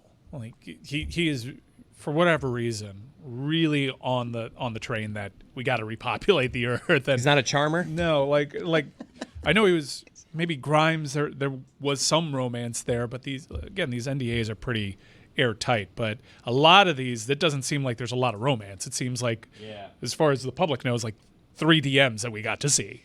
But is there romance with Hill, the Dolphins player? Is there romance there when he's having a bunch of kids with a bunch of people? I can't speak for Anthony Edwards, I think. We don't know. We're not there. Yeah, why do we need romance? I don't know. With Elon, we have a little bit more. Whoa. I was not saying romance, first of all. I did mistakenly say love, and in some of these instances, there may not be love. But You're talking about an obligation? I'm just talking about if money to you is nothing other than toilet paper, because it's not real. You have more than anyone in the world. I'm guessing that all of these women are not being unspeakably unreasonable about what it is that they think that his child might deserve in terms of support, given that he decided to have that child. It's disappointing you're making us defend Musk, but I have to at this point, because all of the extortion, all of the examples where people would just ask for amounts that are just not reasonable. Just because you can afford something doesn't mean you should afford something. So the last 3 that we've known about that have played out in the public space with social media postings, Grimes saying that I don't usually do this, I cannot reach my child, Elon, get a hold of me. They have multiple children. That we'll put that one off to the side. That bubbles up occasionally, but then it dies down. There was a Fox News contributor that went out publicly. Elon never really denied that this was his child. She was posturing after it became known for perhaps more support, and Elon, something to the effect of on social media, said that was granted. And then this one, he actually did not know if this child was his. So that's a bit of a difference between the most recent one. But he said, regardless, I'm giving her something to the tune of $500,000. It is interesting that David always views things through the prism of how do you protect the money instead of the person. No, and thank you for putting me in that saddle. I didn't put you in you that put saddle. yourself You there, put Dan. you put that saddle No, right on you- that horse yourself. You try to make yourself out as this person, except when people try to extort you or try to take something from you, you stand up and you buck like a bronco saying, hey, when did I become the teeth that everyone sucks off? That is not what I it. do, and I'm not the world's Is that a richest quote? man either. I'm not the world's But it's all richest man relative. either. Second? And No. I do have dollars falling in my backyard wherever it is that I stay. Only ones though. Which part of Costa Rica would you stay in or live in? The plumbing Could situation you see isn't yourself great. in? Yes. You got to be careful with the plot of land that you get in Costa Rica. Make sure that they have plumbing. Yeah. You can add plumbing. No, I understand. Well, It's hard. The It's beach hard. side is a You lot gotta nicer too. I could see Dan living there. I could see Dan on the beach side of Costa Rica. There's a lot of wildlife in the jungle side. I could see him like on a rainforest, like a giant like treehouse mansion type thing, with an infinity pool. He could do that, but he wouldn't. When you have this many children, this many women, and this much money, and so much of the complaint is that you're not taking care of your kids. When it's this many women, it's not one or two. It suggests something that is on the cusp of cruel. What's the amount? 100 million per kid? he's Again, got enough. what is 500 the million per amount kid? if you have a closet filled with toilet paper and somebody needs some toilet is what- paper? Like the I'm money asking for the doesn't mean amount. the money's not real to him, David. It doesn't. The money doesn't matter to him. He's got so much of it that giving it to anybody doesn't cost him anything. It doesn't cost him anything. Well, I'm just asking for you to give me a number. Should every woman who has a child with him get 200 million? Then everyone who has sex with him but doesn't have a child, that's 50 million because you took the time. I mean, David, he's talking about supporting kids that he had. I mean, and he has unlimited amounts of cash. It has nothing to do with the limits of cash. There is an amount of money. I'm simply asking. And you're not willing to give me a number. You say he uses money as toilet paper. Is it $1 billion? Because he's got enough. Is that what they're asking for, David? Are they asking for $1 billion? I'll play your game. $5 million a kid. $5 million a kid. That seems fair. That is a very reasonable number. Plus education. Yeah. Like just $5 million in You're a never trust gonna need that anything, grows. and I'll be here for support. All $5 your million a kid expenses. plus college education. You guys, To Dan's, close. Right. David, to Dan's point though, he could do that very easily. How do you know he's not? That's true. We don't. I don't. I'm trying to play the game. We don't know. You guys- we don't know the Don't nature of panic. the agreements. You guys, Tom Wamsgams on Succession. That's a real name? Said that is a real name. Yes, that's the character's name. Tom Wamsgams on Succession says that $5 million is the worst kind of rich to be because you're not.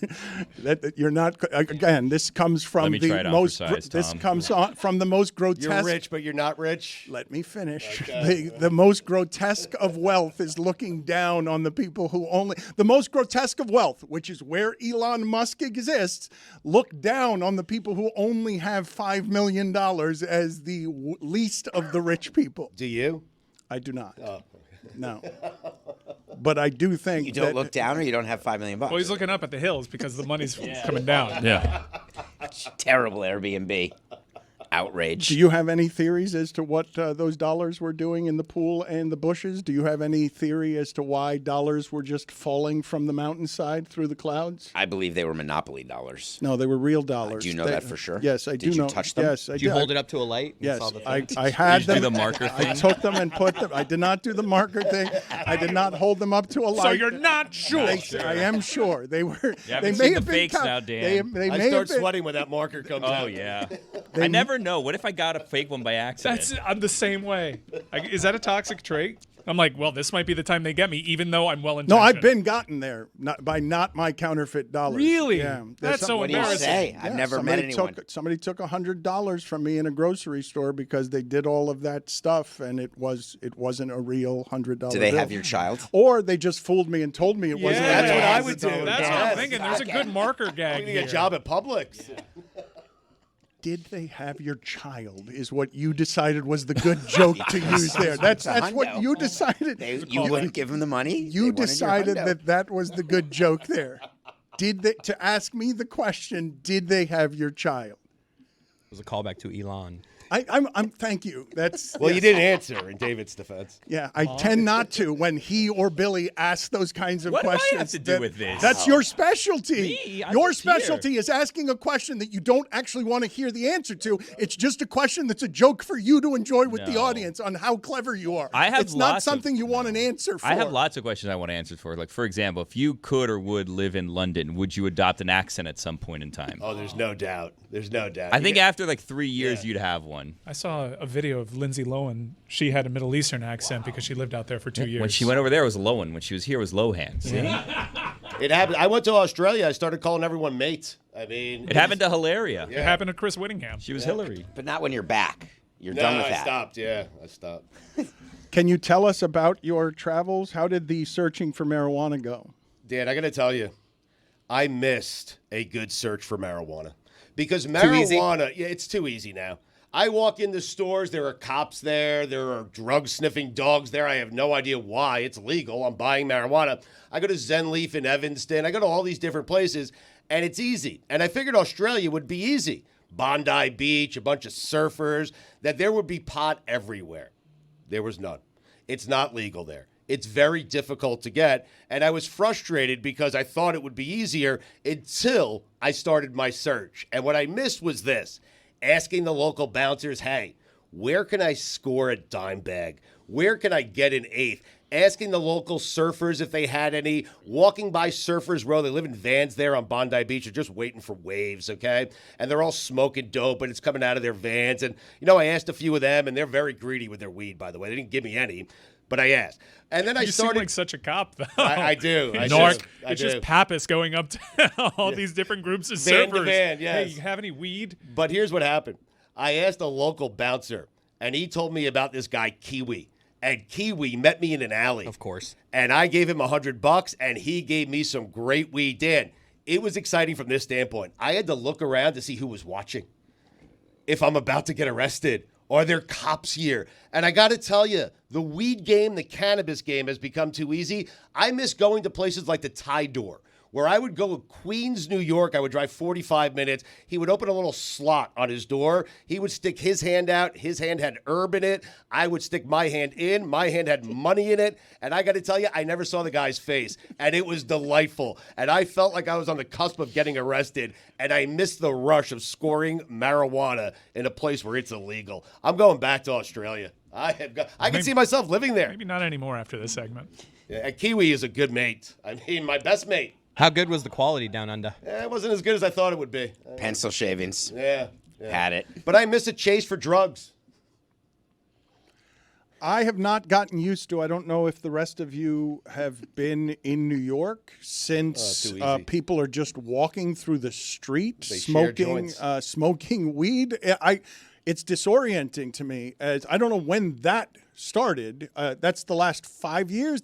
Is that post-pandemic that people in New York are just walking through the streets smoking weed? Well, the politicians there made it so it's not even a petty crime. You can do whatever you want. You're not going to get stopped. The police were told specifically, let it go. So that was when I was growing up in New York and you went to the park or you got delivered by the chief is how that would work. Not Robert Parrish, but it could have been. Now everything's out in the open. Never went to the Tie Door, huh? No. Too scared. Yeah, if you're Delivery. if you're staying at a New York hotel, not that I've done this, but I've heard people that have done this, and you type in dispensary, they like pop up like all Everywhere. over. Yeah. Like you could walk from every hotel. You can walk to a Oh, dispensary. but I'm not even talking about that part. That part I've gotten used to in a lot of different places in America. What I haven't gotten used to is just the walking straight through the streets of New York. I got to think that some of the people listening to this are surprised by that a little bit. Just walking around smoking outdoors the way that you would cigarettes.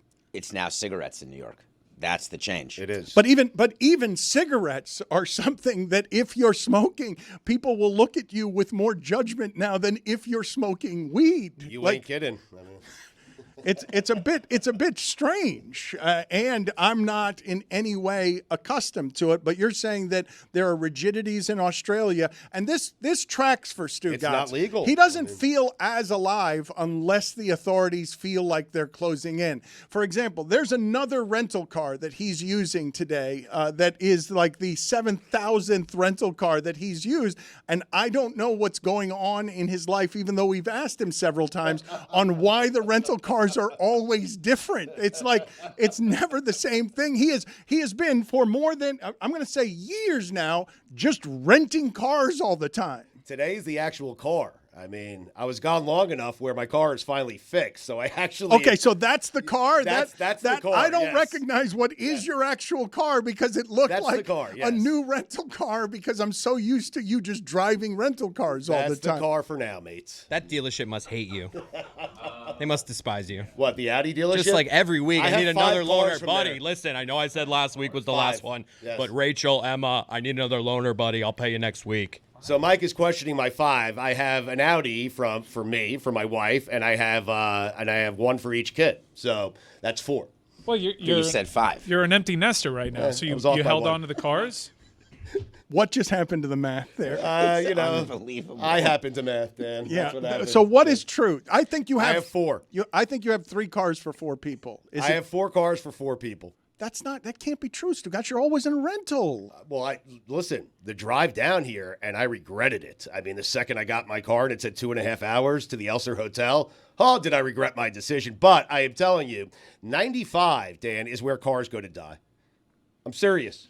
You drive the amount that I drive on I-95 north and south, you are bringing your car to the shop often.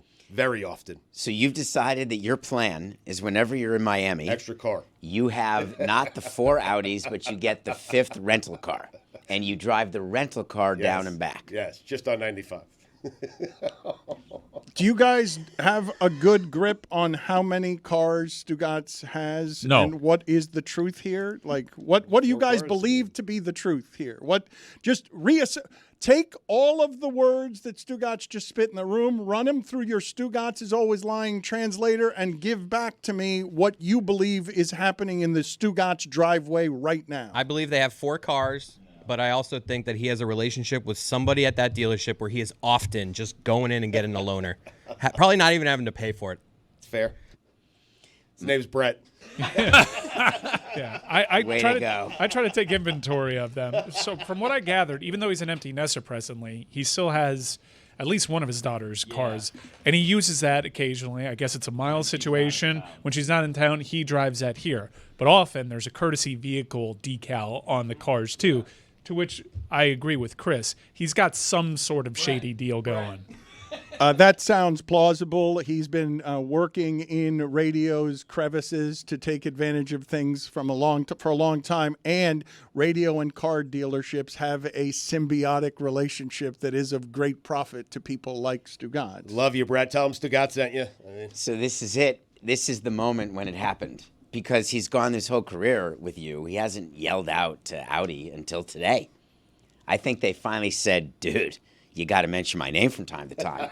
This has been a one-way relationship. I told you guys the last time I came from Los Angeles that I saw a ton of those robots delivering food in a way that was super confusing to me because I just don't understand how any of that happens. But also what I saw in Los Angeles, which seems a little more technologically advanced in this realm than Miami is, a lot of self-driving cars, which I would never get into because of the aforementioned love of fear that I have, and you can't see yourself in one of those? Adherence to fear. I saw a number of people in cars that weren't being driven by the people in those cars, and that's not something that I think the technology is too dangerous and too primitive at this point to trust it. What are you laughing about, Samson? I'm laughing because were you in London where you often think that no one's in the driver's seat but they're driving on the other side? I saw somebody drive that today, right here in South Florida. He's driving a BMW on the right side of the car. I was like, what's going on here? Or like the wrong side. My mailman does that. Would you guys do this? Would you guys? If I had faith in it. But that's. It sounds like the point. dream.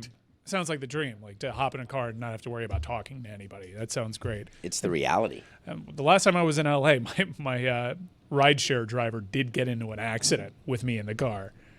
I didn't stick around for the questioning. Do you feel safer in a car driven by a random Uber stranger in Miami, which can be its own adventure, than you would in a self-driving automated car? Which do you feel safer in? Self-driving automated No way. car. I want every someone day. driving my car, taking me where I need to go. Did you see their driver's results test? Do you see their I don't record? care. Put it on the poll at LeBatard Show, please. Which do you feel safer in? A car that someone's driving or a self-driving car? Because I am curious, the people listening to this. Billy, you are the one that most resembles me as a fear-based creature. You would embrace getting into a self-driving car? No, I was worried. I was worried about the fact that the car would just decide where it is that I need to go, whether I wanted to go there or not. And we were talking about this the other day, how I'd tell the car, take me to McDonald's, they'd take me to LA Fitness, and then I'd get upset that the car was judging my body. I have a business proposition to propose to you guys, maybe Metal Arc's newest venture, and I'll stand for this because this is a serious one. You guys heard of Waymo? We're kind of talking about it right now. It's like a self-driving type Uber situation, right? It's got like a propeller on the back. That's what or on the top. I was seeing a lot of these. Well, those are Los helicopters. Angeles. No, these were not helicopters. Oh. These were cars. Aren't those like sensors and cameras for the self-driving part? There was something spinning on this vehicle. I did not know what it was. Could have been a satellite. Maybe. So this is what I'm thinking, and let's keep this hush-hush amongst us. I think if we pick the right cities, we just invest in these self-driving cars, but we rebrand them as ghosts are driving you around town. So you look at haunted cities like New Orleans, Savannah, and you say, ghost tour? How about a driven ghost tour by Edward whatever the 15th, the great Duke of whatever? And it's really just self-driving cars, but we tell people it's ghosts. The spooky sounds in the car. $10 billion for 3%. Please don't $5 quit million. your day I know. It's the hardest millionaire to be. I'll take We 5. negotiate with some estates, get the rights to Elvis's ghost. Ooh, celebrity ghost tours. Wow. Michael Ryan Ruiz. I want a 5% stake. I believe that you have found a scenario that's even scarier to me than a car that is self-driven. Well, especially if they died in car accidents. That would be weird. Ghosts, I think this is not just false advertising and a crime. I also think you've created a scenario where I feel even less safe on the road than all of the scenarios that I presently can feel unsafe on the road about. When you were flying back from LA, did you think there was someone flying your plane? Yes. You did. But there's Do you know what they were doing in the cockpit? I know. They were watching Adolescence. Right, but there are two of them in there in the Just in event. case. No, in the event that the machine doesn't work, there are two human beings in there. If you want to put you want to put the driver in the trunk of the car and he pops out and drives it right before we get into an accident, there I'd feel safer. But there are pilots on those planes. They're not just self-flying in a way that if something goes wrong, the pilots don't step in. And there are two of them. Like even on the smallest plane I've been on, and I've been on some terrifying small planes. They put two pilots on there. They put two pilots in the event that one of them goes down. Well, technically, in the self-driving car, there is a driver available should something go wrong. It's you. Just hop to the front seat and take over. But I don't believe that. I don't. If Tony was there, he'd drive that car. I'll tell you that right now. I don't believe that that's actually how that works. That you're going to be able to just grab the steering wheel and drive the car the way a normal car would And you drive. have Dan just hopping into the front seat like it's so easy. While it's hitting a wall with no clutch. I don't think you answered the question, though, Billy. You decided to stand up and go off elsewhere and bring ghosts. I gave you a $1 billion idea. Yes, but you didn't answer What the was question. the question? Wouldn't it hit the same if he sat?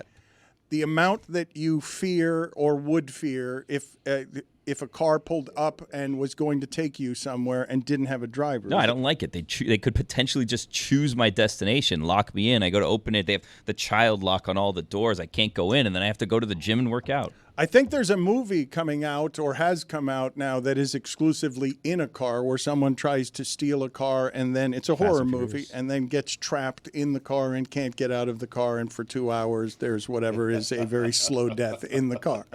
I'm there.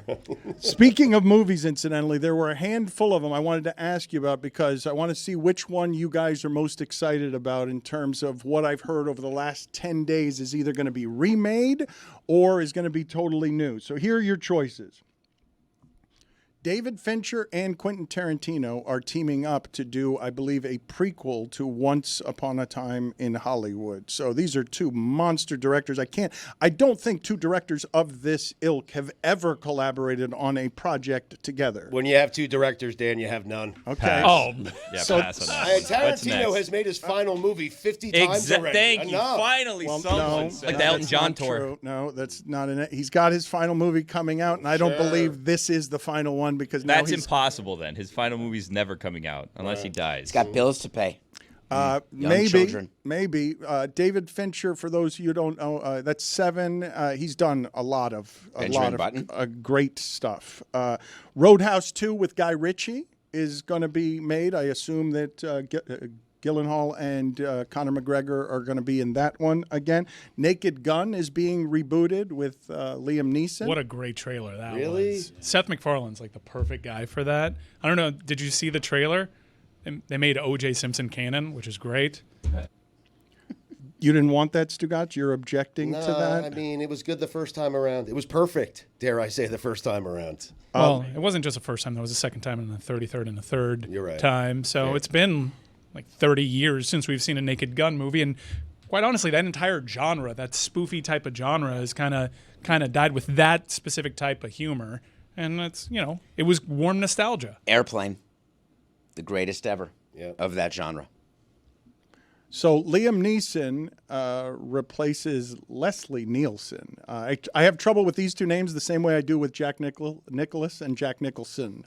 Sometimes I was surprised with Liam Neeson as the character to remake Naked Gun. He's been doing nothing but bringing back his children and daughter from icy roads and trains and foreign countries, and now all of a sudden he's going comedy. Trying to show that range. And he's about 70, is he not? Like, I don't think of him in any way as a comedic actor. Do you guys? I mean, it's like what Leslie Nielsen did with Airplane. He was a dramatic actor before he did that movie. Also in play, Ice Cube has written and will star in Last Friday. He's bringing that back. And also Nobody 2 with Bob Odenkirk, where he is It's a good movie. I love Nobody. Me too. So which of those are you guys most excited about? You can pick only one, and I give you your choice. Which are you picking? I went with Nobody because I love Odenkirk, and I miss Better Call Saul. More than Tarantino and Fincher. Because I think they have a chance to botch it. Too many people involved. I read the book that Tarantino put out around Once Upon a Time in Hollywood that really delved into Clint Booth's history, and it was just like uber nerdy, not at all what he came out as in the movie, where he was like this man's man. He had all sorts of opinions on cinema and all sorts of influences. So I hope that they change it up. I also like that Tarantino was like, this is not a fit for me to direct, because contrary to Stugotz's take, Tarantino is trying to be ultra selective with what will be his final film. He's been rumored to be attached to films, and he's decided, no, that's not going to be my last picture. I wonder if this even qualifies for him as his last film, because I think it's just for Netflix. And I think people like him and Scorsese don't view movies made for Netflix or the streamers as the same as they would movies that are in theaters. Scorsese certainly takes a check. And so that they it like cashes the money. just, cashes like the money. No, I think for him, it's, did I write and direct this film? Is it a true written and directed by Quentin Tarantino picture? The story is Tarantino was like, I just don't think this works, but Brad Pitt really loved the script. In fact, it came out in a Deadline story where Deadline reassured everybody, it wasn't an April Fool's Day story, that Brad, having worked with David Fincher on movies like Seven and Fight Club, convinced David Fincher to apparently take this project Let on. me ask Samson this question as a movie fellow, because I'm surprised by his answer, and I'm surprised that he would think that two genius collaborators, that he would just surmise, ego will wreck that, even though both of those guys are almost fundamentally incapable of making an uninteresting movie, the two of them. So why would you assume, if they got together and are willing to get together and are willing to challenge themselves with whatever would be a first-time type of collaboration, why would you immediately arrive at thinking that would be failure?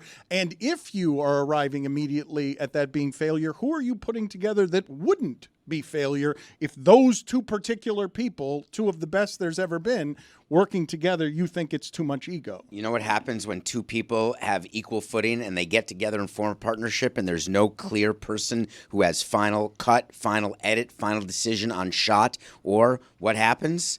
You got a problem. And so if you're telling me that Tarantino and Fincher are actually going to have someone in charge, One of who gets those the two final thinks decision, they're the alpha dog. and you They can't have final two say. alpha dogs. Yeah. It won't work. Right. When you have two, Dan. I think you guys are overblowing it. Steven Spielberg has executive produced several big-time directors. But he doesn't get involved. Executive producer. Bull.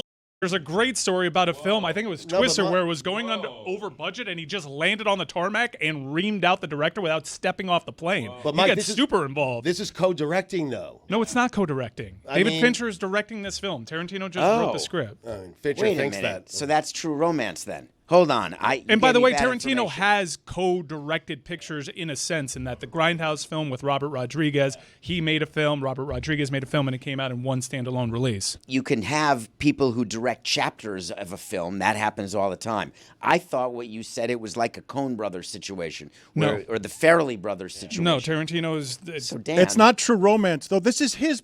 It's Once True Upon a Romance Time. Tarantino wrote, it's the but not prequel. directed. It's the prequel to Once Upon a Time in Hollywood. It's his. It's But you Tarantino's said to me movie. they're both directing. But it's Tarantino's movie being done by Fincher. It's Tarantino giving over his baby to a director that he considers someone. He doesn't consider many close to his equal. This is one he considers. It's basically him and Paul Thomas Anderson that he looks at and says, these people are my equal. But when Fincher does something with the movie that Tarantino doesn't like, what's going to happen then? What do you think? What do you imagine would happen then? Sounds like Tarantino could make this film, but wouldn't. The one time that Tarantino did this, as you mentioned, with Rodriguez, it was a disaster. It's the worst thing on Tarantino's resume. There was Planet Terror and Death Proof that together. I actually didn't mind Death Proof. Well, you don't have to, but you don't have to mind it. It's widely regarded as the worst thing Tarantino has made, and there's not a lot of bad stuff that Tarantino has made, but that would be the least popular of all of the things that Tarantino has been involved in. Does that count? I don't even think that counts in his. This guy, what counts and what doesn't count? It seems like if it's good, it counts. If it's bad, it doesn't. Yep. Mm-hmm. Is it on his IMDb page? And is it there under director? Because they put it in a category. Did he direct it or not?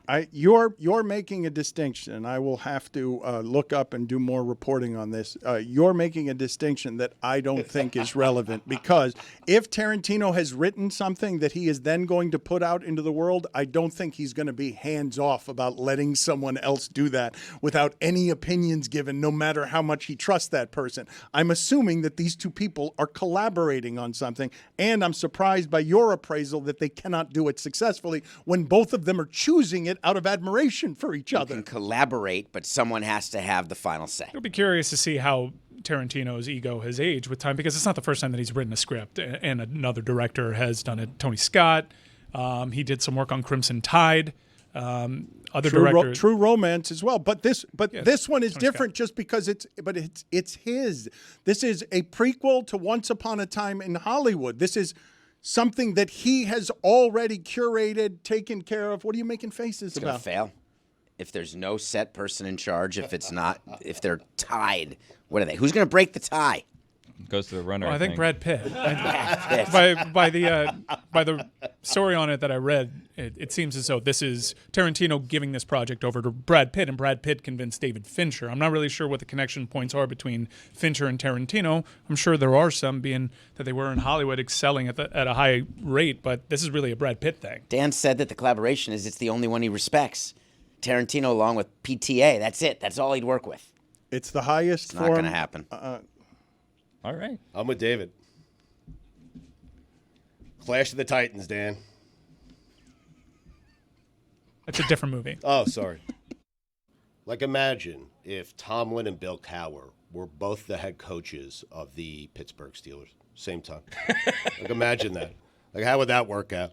who has final play, who has final say on play calls, who has final say on do we go for it or not. On Who's free calling agency. timeouts. Right. I mean, not going to work. I mean, Shanahan reached out to Belichick to be the defensive coordinator. That would have been the worst decision of Shanahan's career. That's what I'm saying.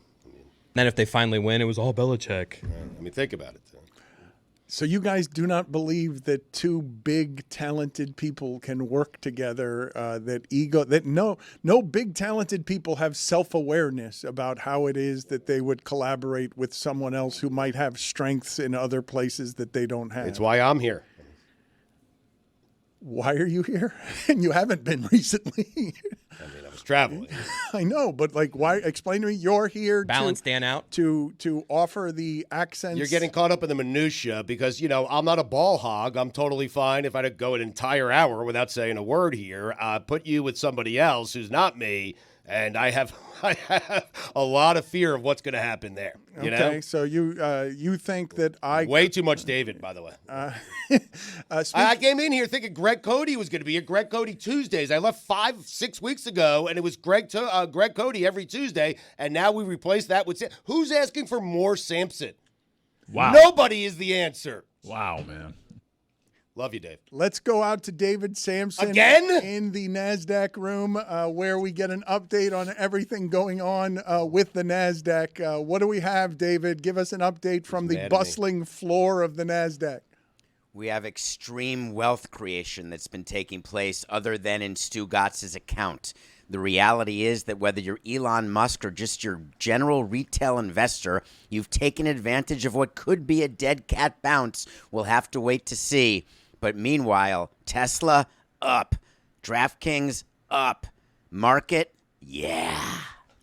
A dead cat. Yeah, that was disgusting. A dead cat bounce. What? I've not heard that expression before. That is an expression that's often used on Wall Street. The dead cat bounce. How does a dead cat bounce? I ask. Not very high, but it does bounce. If you drop a cat and it's dead, it will come up and then right back down. In a market, do not buy the dead cat bounce because then you end up in trouble.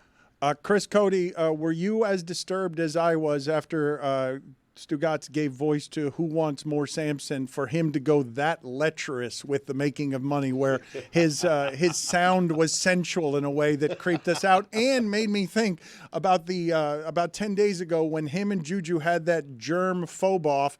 I was disturbed by how eager David Samson was to have an orgy, as disturbed as I was by anything David Samson has said or done since he mispronounced boobs in Spanish. Tetas?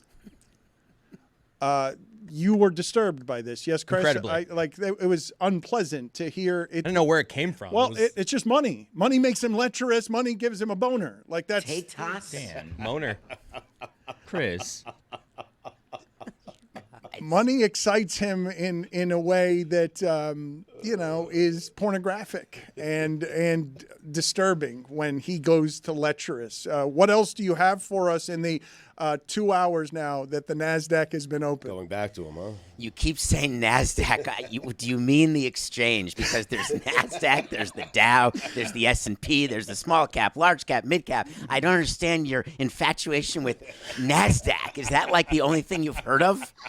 It's not necessary at this point to keep pointing that out as if I'm not doing it on purpose. Like I wasn't at the beginning, but since then I'm doing it. I learned my lesson and then ignored it. So what other updates do you have here? Because people have been panicked for 3 days, and Stugotz is saying that Trump is now walking around being like, told you it'd be fine. I told you there are no problems here. That's what we should be scared about, actually, is the possible grift that could be taking place. Just be aware of it when you're in the market, when you're day trading. It's why you shouldn't be buying and selling on these dips or on these crests, because any rumor about delaying the tariffs, any rumor about the possibility of a trade war not escalating and the market goes up, then the White House comes out and says, no, it's actually happening, the market goes down. Then there's something priced in and the market goes up. It's very hard to really guess what Trump is doing, and that's why it's really difficult. My professional advice, not investment advice, be very careful buying these dips. Be very careful selling into these crests because you may not time it right. I think you owe me and the public an apology for the lie that you told last hour when you said that I was lamenting and complaining loudly that a bunch of people were sucking at my teat. That is not something that has ever happened. You have never heard me say such a thing, and I say that you need to apologize publicly. Yeah. I will apologize, Dan, by saying that you've built an entire room built on extortion and people who extort you. That's basically the company that you have.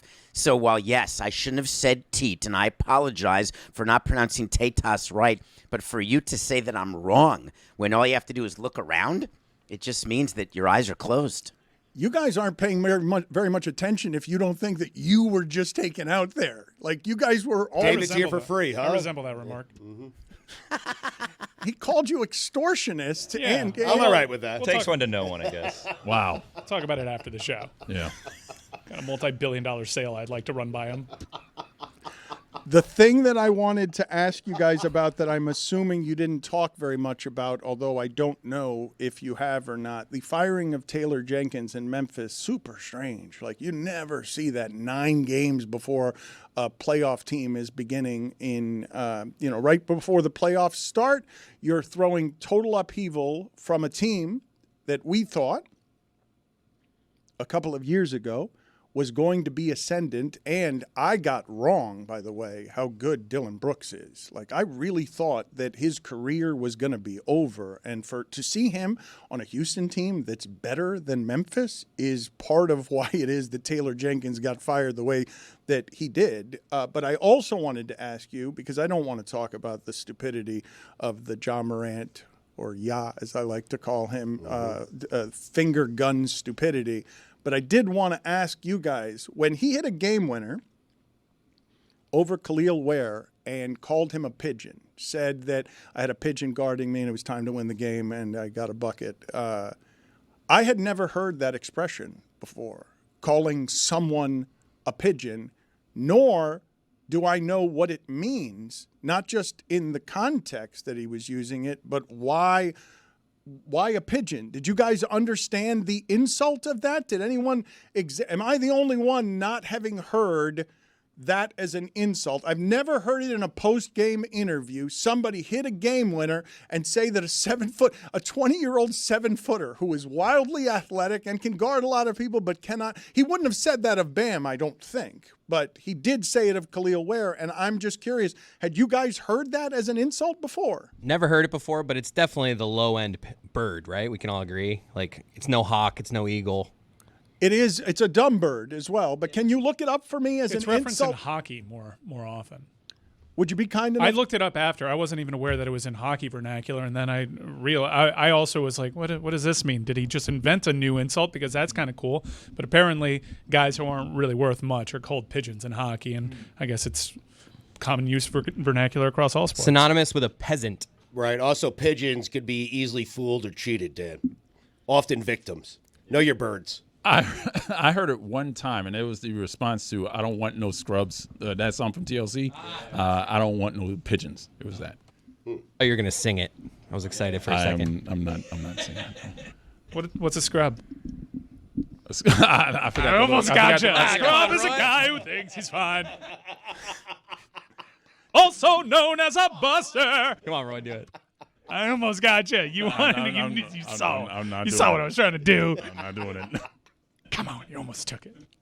Wanted to ask you about an interview that Carlos Alcaraz, I pronounce it the way that they would in Alcaraz. Barcelona. Alcaraz.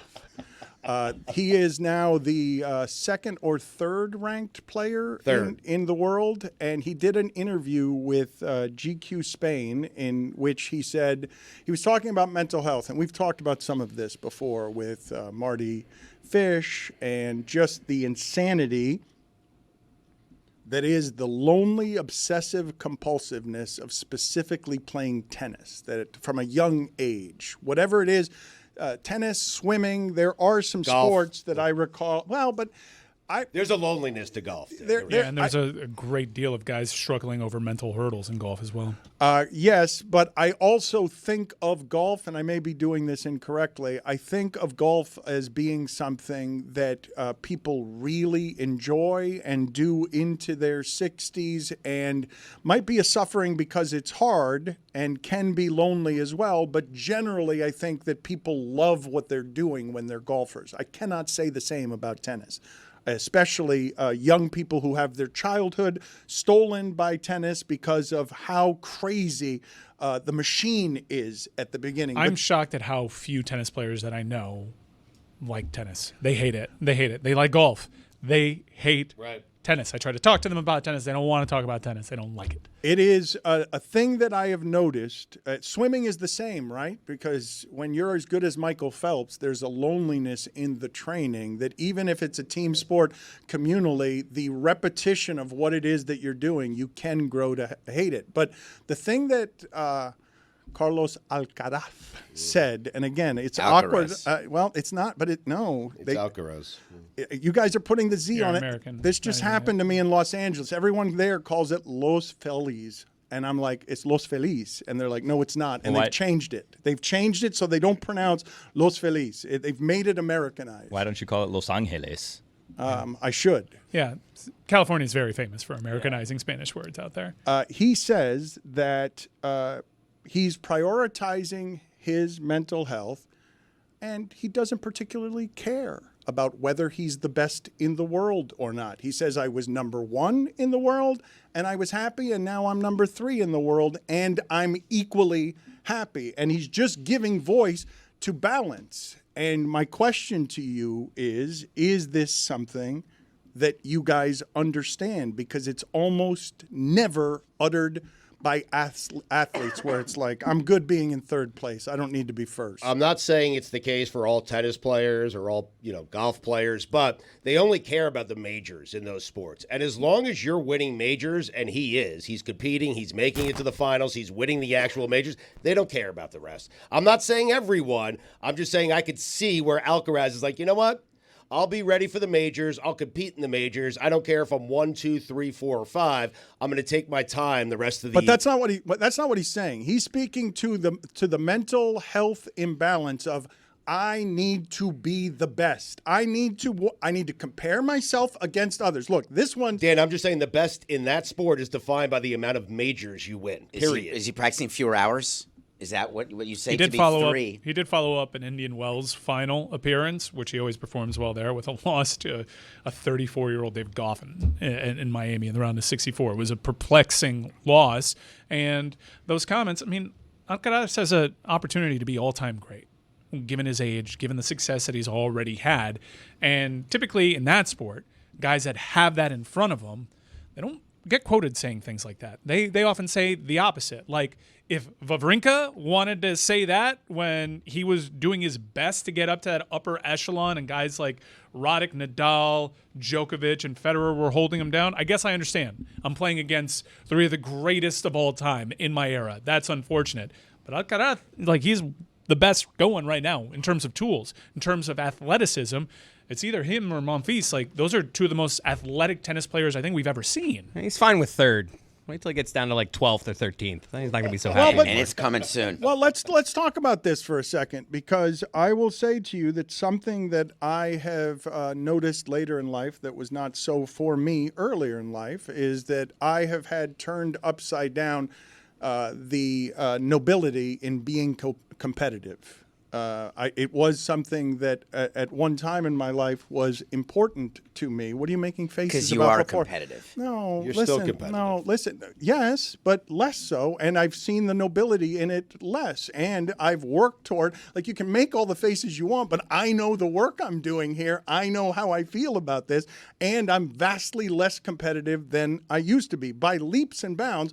And also, I've noticed the specific mental health challenges in social media and always comparing yourself to somebody who you think is having something better as a life than you. I think this is affliction that is tormenting a lot of people with the disease that is the addiction of social media. And so when he articulates something that in sports is viewed as wrong, bad, I don't care about being the best.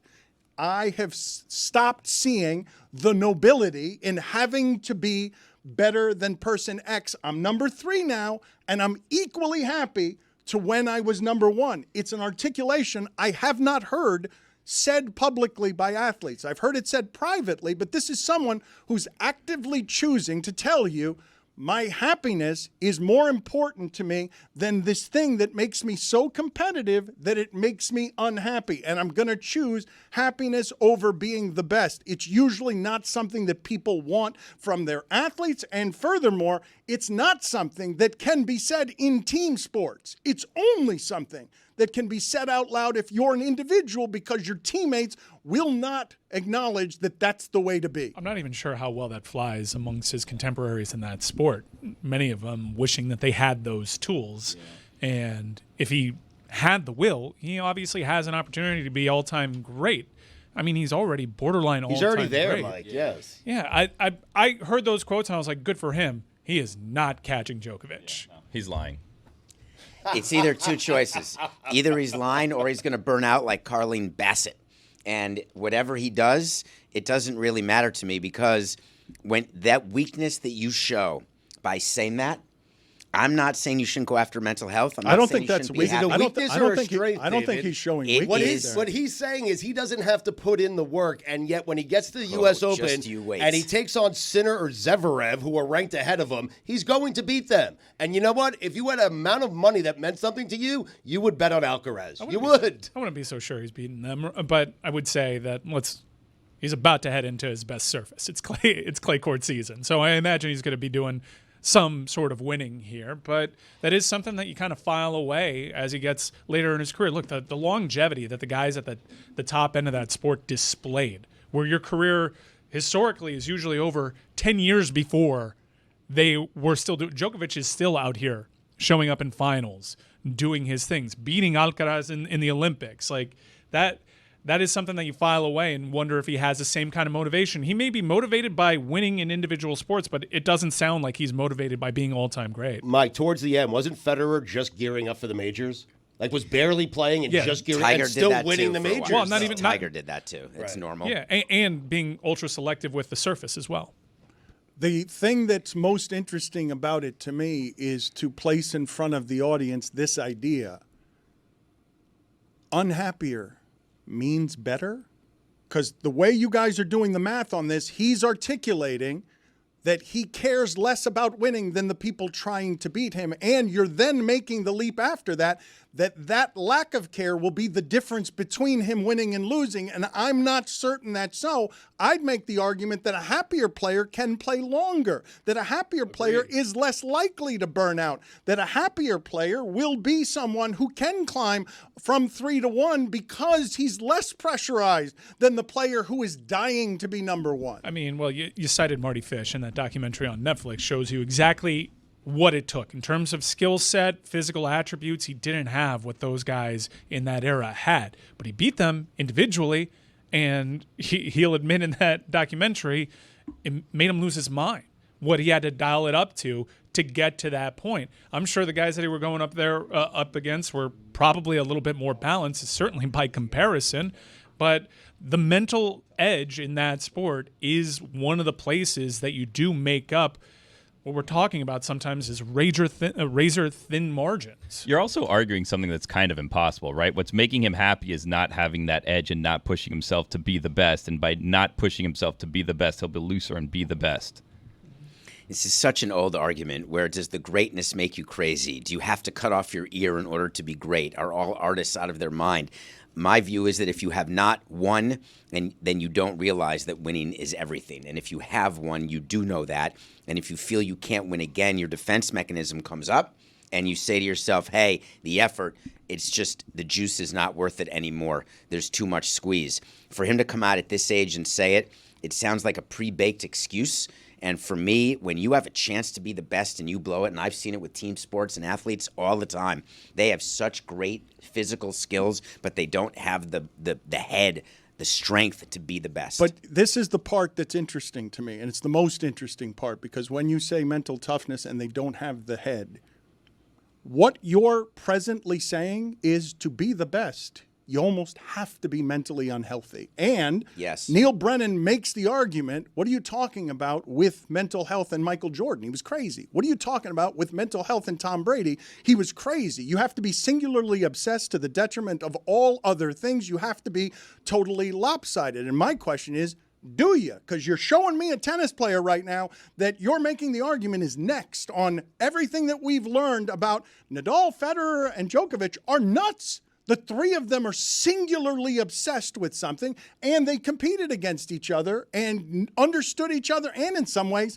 became friends and rivals that had a specific language that only they spoke. But this person is saying to you, and I think it's a healthier attitude, I don't know if it's a more successful attitude in terms of results, but the skill set we're talking about here, are you guys arguing that in order to be great, you have to be mentally unhealthy? I guess it's people's approach. Like the three names that are atop that sport all time, Federer, Nadal, Djokovic, one of them seems decidedly less happy than the other two. It also just so happens to be the guy that's atop the heap in Djokovic.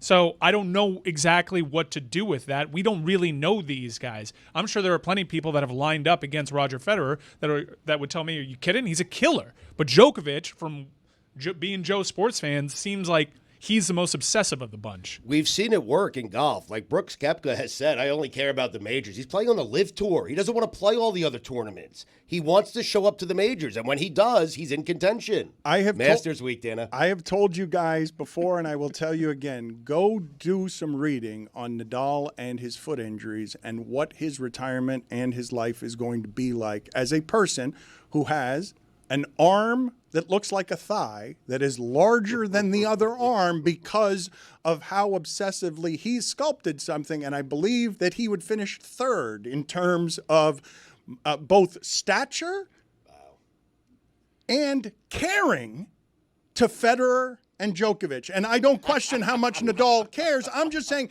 these three people competing against each other to be the best didn't seem to make them like real happy, that competition, but also they were great in a way that was all time. And I'm looking at what is being said here, and I'm like, man, that seems like a good life to be touring the world, enjoying tennis, and not being so obsessive that you have to feel all the time. Like, what is the value of being the best if you can make a really good living as a bronze medalist? Well, by contrast, we know who the most miserable of those three is just by how they carry themselves on the court, and that's Djokovic. I do know who's the most balanced, who appears to be the happiest, and that's always, it kind of feels like Nadal in terms of playing with joy, and Nadal is Alcaraz's mentor. Like, that is, they played doubles in the Olympics together. Like, if anyone knows what it's like to be in those shoes, it's Nadal. What are you doing, David? I'm so upset to hear anybody say, you know what I really want, man? I want the bronze.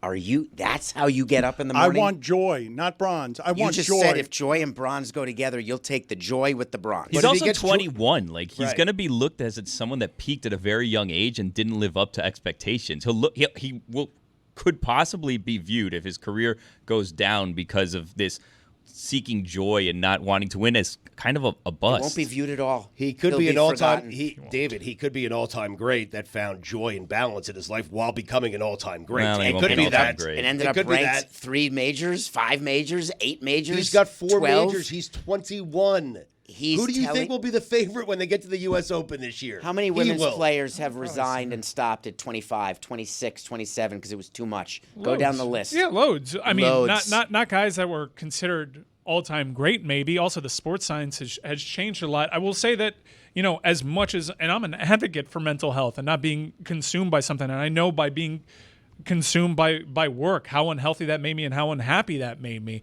I also know what my output was at the time that I was losing my mind, and I'd stack that output up against a lot of different people. When Alcaraz has a quote like that, I wonder if, maybe he's not motivated by being all-time great. I think he's motivated by winning these tournaments right now and maybe arguably being the best of his generation. Those are just not the conversations we were having a couple of months ago. And we'll wait and see what happens. I'm referring to what Dan is. I can't imagine you're actually proffering this, where you would trade attempting to get nothing but bronze on the thought that that would make you the happiest. The only people who feel that way are people who can't get gold.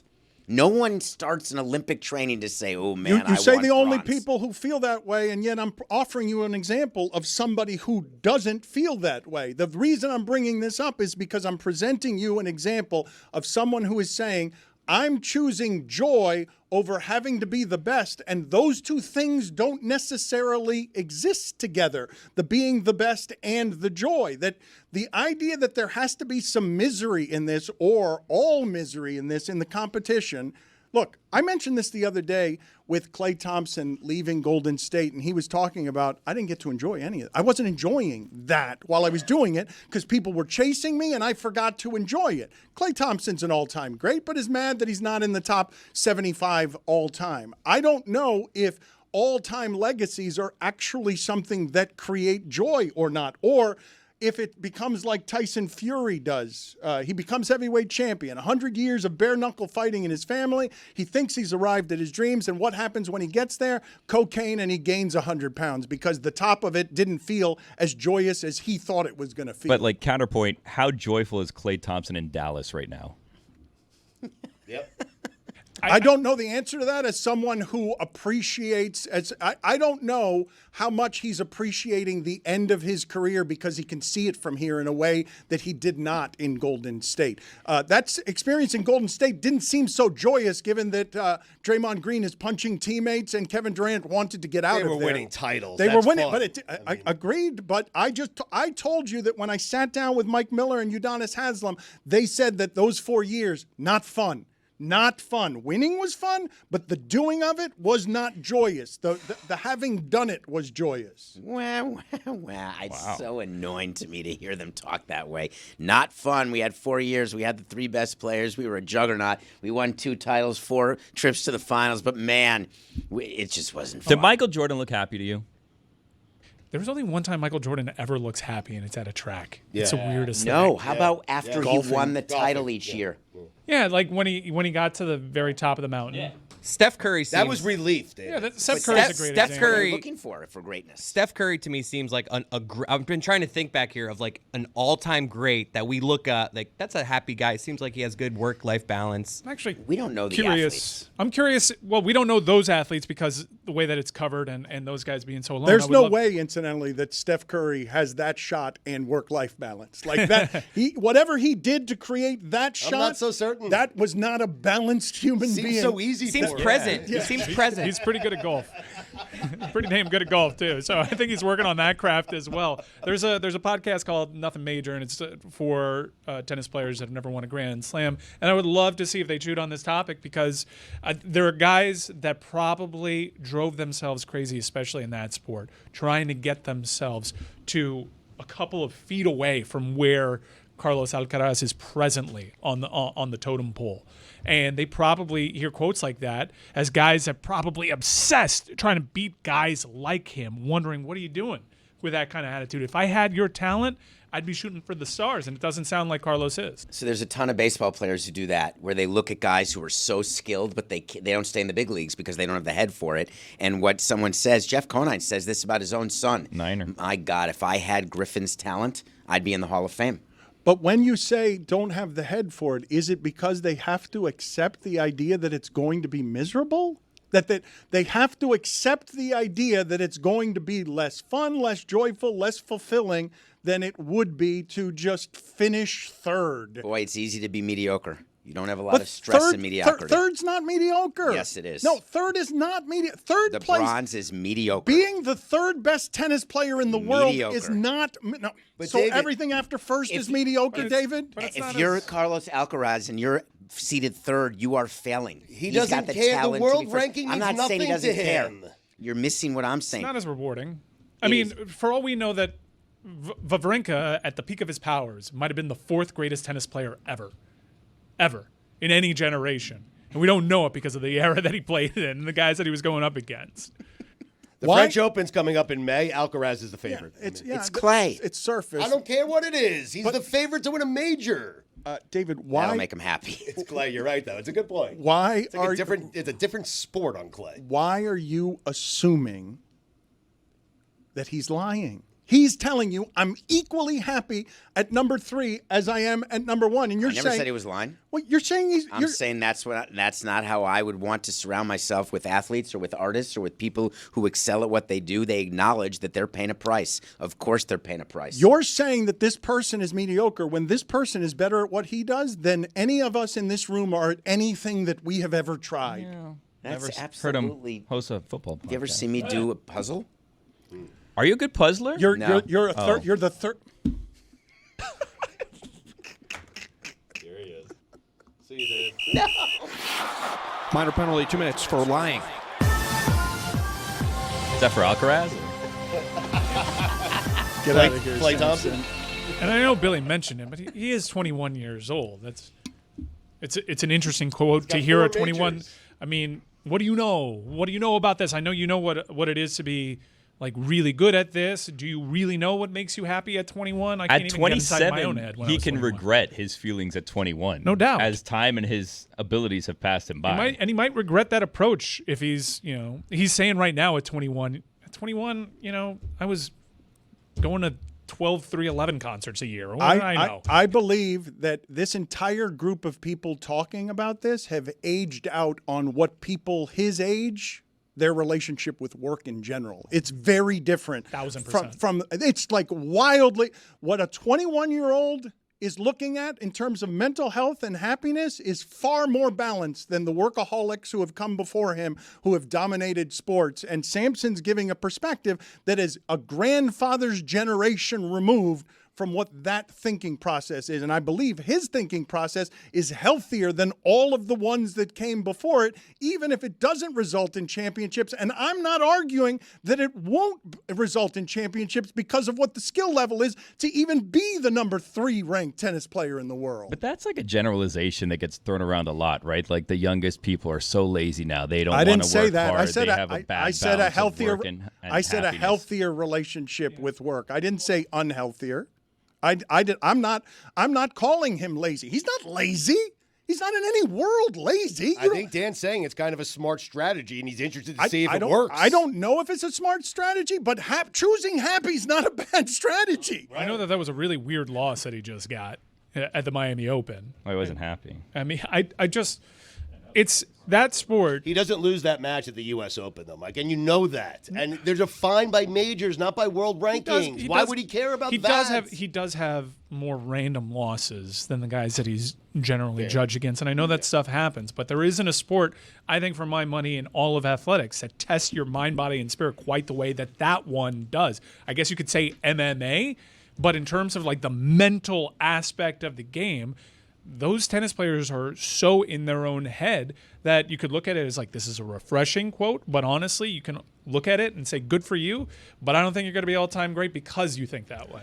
And that's the link that I'm sort of putting in front of all of you. Are we sure? Can you be the greatest ever if you're not obsessed with being the greatest ever? I look at Mensik saying, he's crafting himself exactly like Djokovic. I'm like, that guy's next. Now, those come around a dime a dozen. There's always guys that make a deep run, and then you're judging a teenager, and you wonder what they're going to be. But if I'm looking at what I know about their makeup and who they pattern their game around and how obsessive they appear, after seeing a quote like that, if I had to bet on one person making a run at all-time great status, it'd probably be someone like Mensik right now. I really do wonder in the evolution generationally of all this stuff that is happening and how it is that young people interact with work and greatness, how many more Simone Biles type of things you're going to end up seeing that you've never seen before because younger people know how to choose themselves over some of their parents and their grandparents' pasts on what it is that greatness required. I know that, David,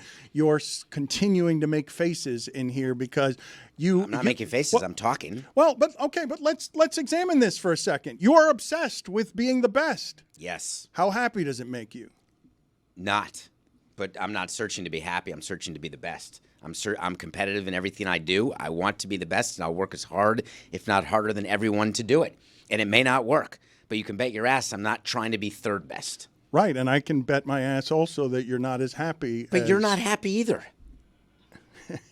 Got your ass there. He's had a couple of bars. I think in retrospect, like maybe what makes him happy, what he can hang his hat on was like, well, when I dialed myself up to a certain point, I was the best. And you can look at that fondly, despite maybe even not really liking yourself during that time. I'm really proud of the work that I had when most people didn't like me.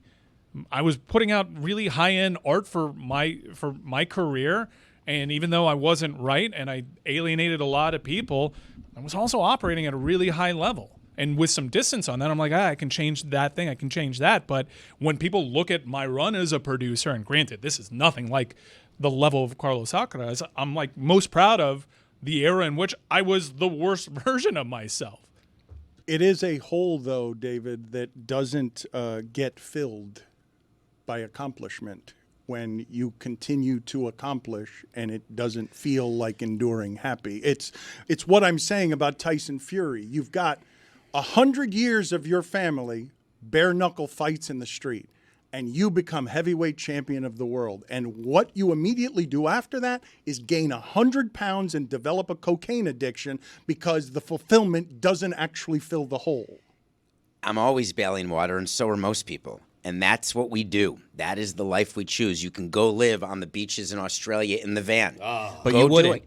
But I wouldn't. I'll tell you that right now. But I could. A little early. You couldn't do it, dude. You couldn't do it. You wouldn't be competing against anybody. You'd just be the best pot smoker on the lot. You'd be in a van, and all you'd lead the world in is self-loathing. You'd be better. I do that now. You'd be better, but you'd do it even more if you didn't feel like you were that you were accomplishing. I would like to beat Cheech and Chong in a van down by the river. No, you wouldn't. You wouldn't last a day. It also wasn't Cheech and Chong. That was Chris Farley. Yeah, that's fine. I mixed them both. Cheech and Chong, the van, Yes. the pot, the smoke. Yes, but the van by the river is Chris Farley. Chris Farley. Yeah, that's what we're saying. We're agreeing, man. Mixing my Shit, get off my metaphors. back, dude. Maybe take a hit. I like you. Be happy. Eager to get to Juju Gotti and what he has to say about today's show. But before we do this, I've been negligent today in not talking about two giant losers in college baseball. We have two losing streaks that are colliding in minutes here in an epic baseball game. Yeshiva has a 99-game losing streak that dates back to 2022, and they're facing Lehman. Lehman has lost 42 straight games since 2023. Now, unfortunately, Lehman is 17-0 all-time versus Yeshiva, and they average 15 runs a game. So Yeshiva seems to be a special kind of terrible. We bring in our loser correspondent, Jeremy, and I say that in the most loving fashion, to give us an update on this, a rare preview from us on this baseball game. What do you have? Special expertise as a loser and a Jew with Yeshiva University. You're and perfect. I can bring you expertise on all of this. This is great, right? Because these are a It's bunch actually of the guys, opposite of great. It's Well, the opposite. What makes it great as a story is that these are a bunch of guys who just play for the love of the game. There's no like road to Omaha. There is not some special prize at the end of their college athletic career. Bunch of It's just Alcarazes. I want to, that's exactly right. Guys who just love the sport and are there to continue to do it because these teams, these colleges are truly and utterly dreadful. You can watch it on laymanathletics.com. The first game of a doubleheader Appropriately named. starts at 155. So this is great because theoretically, Yeshiva could extend their losing streak to 100 and then snap it later in the day by splitting the doubleheader with Lehman. But of course, Dan, you were wondering what conference are these teams in, and that's what's really important here. Of course, Lehman is in the Cognac. I believe that's I pronounced don't care about the Cognac conferences. Conference. There's no of course. And I of don't course, care about the Yeshiva conference. is in the Skyline Conference, more competitive, thus why they have a 99-game losing streak. But there's some fun facts here. When you've Obviously- lost 99 in a row, you just go for that 100. Yeah, you have to. You But don't then win you- that 100th game. But then you can snap it later in the evening, That's which true. is perfect. So they don't play on Saturday, obviously, because of Shabbat, which is why you have a Tuesday doubleheader here. This is my favorite. I read the bio of their head coach, Jeremy Renna. Jeremy Renna is a full-time retail senior executive and consultant, adjunct professor, high school baseball coach, investor, and executive mentor. He's currently the head coach of Yeshiva Baseball, bringing a strong sense of positive team building, clear accountability standards within the framework of Jewish tenets. It's amazing that everyone involved in this knows we're on the worst team in college athletics of any kind. And yet we're going to keep going out there and get our asses kicked game after game. Dan, the lowest single ERA by any player in Yeshiva University history, 5.36. Ooh. I think I was recruited by Lehman. It seems like this manager is quite distracted, and if he would just focus on one team and one thing, maybe there'd be different results. I just like looking at the difference in the rosters, Dan. If I read some names to you, I'm gonna read some names to the group from one team and then the other, and you guys tell me which team you think would win this baseball game. So one team has players named Charlie Hernandez, Giancarlos Pujols. I don't like this game. Raniel Maldonado. Let my boy cook. I don't like this game. I know where he's going with this. And Argenis Sanchez. This is a dangerous game. And the bad team, come on, and the hit other me. team Nobody answer anything. has Sammy Greenberg, Kobe Cohen, Noam Awanhu, Sean Green, Zvi Mochekchin, Jacob Weichbrat, It's a trap. AJ Zimbalist, Don't do this. and Zachary Goldberg. Dan, which team do you think is going to win the baseball game? Don't ask Dan. Dan? Thank you. I appreciate all your contributions to the show. You can also get out of the room. I don't want to talk to you anymore. got it. Let's bring Can you in read that bio again about that coach? Eli Zerdok and Samuel Weissman would like a word. a known winner in Juju Gotti joins us now to celebrate winner last night in college basketball, winners over the weekend in UConn and Florida, great champions. Hello, Juju. What do you have for us in the way of analysis on the championships over the weekend? What's going on, brother? I'm happy you made it back safely. You feel me? That's taken for granted these days on these airplane rides from coast to coast. Glad to see you made it back, you and your family. You feel me? Thank you. But yeah, great basketball over the weekend. Like you said earlier, the women's tournament. Hey, man, the UConn Huskies showed up and they showed out. They didn't make it entertaining at all what they did to South Carolina. It was an open shut book case on that one. And I was last night, you see me representing today. You know, they say beside every good man is a great woman. And my woman, she put on a Matthew Kachuk jersey when my Florida Panthers won this year. She threw on the Jaylen Brown jersey whenever my Boston Celtics won. She actually went to the Eagles bar with me and threw on my cousin jersey for the Eagles, and she's a Bills fan for sure. And so today I'm representing her. She graduated from the University of Florida. It was crazy pandemonium in here last night. She was on I'm talking about eggshells the whole game. I think it was a good game. You know what I mean? Maybe I'm biased. But seeing those brothers come back from that deficit, if it wasn't for the first half of Richard, like they would have been in a lot of trouble. Because Houston, they smother their opponents. Like, you know what I mean? That's their MO. They smother the teams and they make it a boring game. They drag you out. And for them brothers to get it, muster something up in that second half and get the job done, man, my baby was the happiest I've seen her since maybe we got together. So I'm representing for her today. Billy, last night when we were with the winner of our March Madness tournament, And Dan Ugla. You pointed out that our less than beloved Ethan Badowski here in the other room has been wildly annoying as a Gator fan. It can't feel good as Miami people to see the Gators enjoying themselves this way. No, well, he was equally as obnoxious when the Panthers won. But there were other people that were happy about the Panthers, so he got lost in the shuffle. But like we did discuss on the show yesterday, off air, do we want Houston to win or Florida? The show's in Florida. We live in Florida. And the consensus was, well, Ethan will be just so unbearable if they win. Everybody on the show, Juju, seemed to want Houston to win, even though I thought Houston ruined the championship by knocking off Duke. Yeah, I was so happy when they beat Duke because it's just something about seeing Duke. Like, I don't know, man, like certain crops, and they don't give you enough time to fall in love with the players no more. They're one and done. And so I'm looking up and down Duke's roster. I'm not rooting for Con Knipple, if I'm being honest with you. I was so happy to see Houston win. And I thought that the game that happened last night, I was assuming it would be like that, but it was just overwhelming to see it happen in that scenario. And out there, if you know, like the brother who messed up the last 2 plays, Emmanuel Sharp, bro. If you know that man, that man's a family member of yours, reach out to him today, man, because he could use a lot of love. He gonna turn on his TV and see everybody saying how he did bad in those last 2 plays. If you love that man, reach out and let him know he is worthy, he is loved, and you got his back.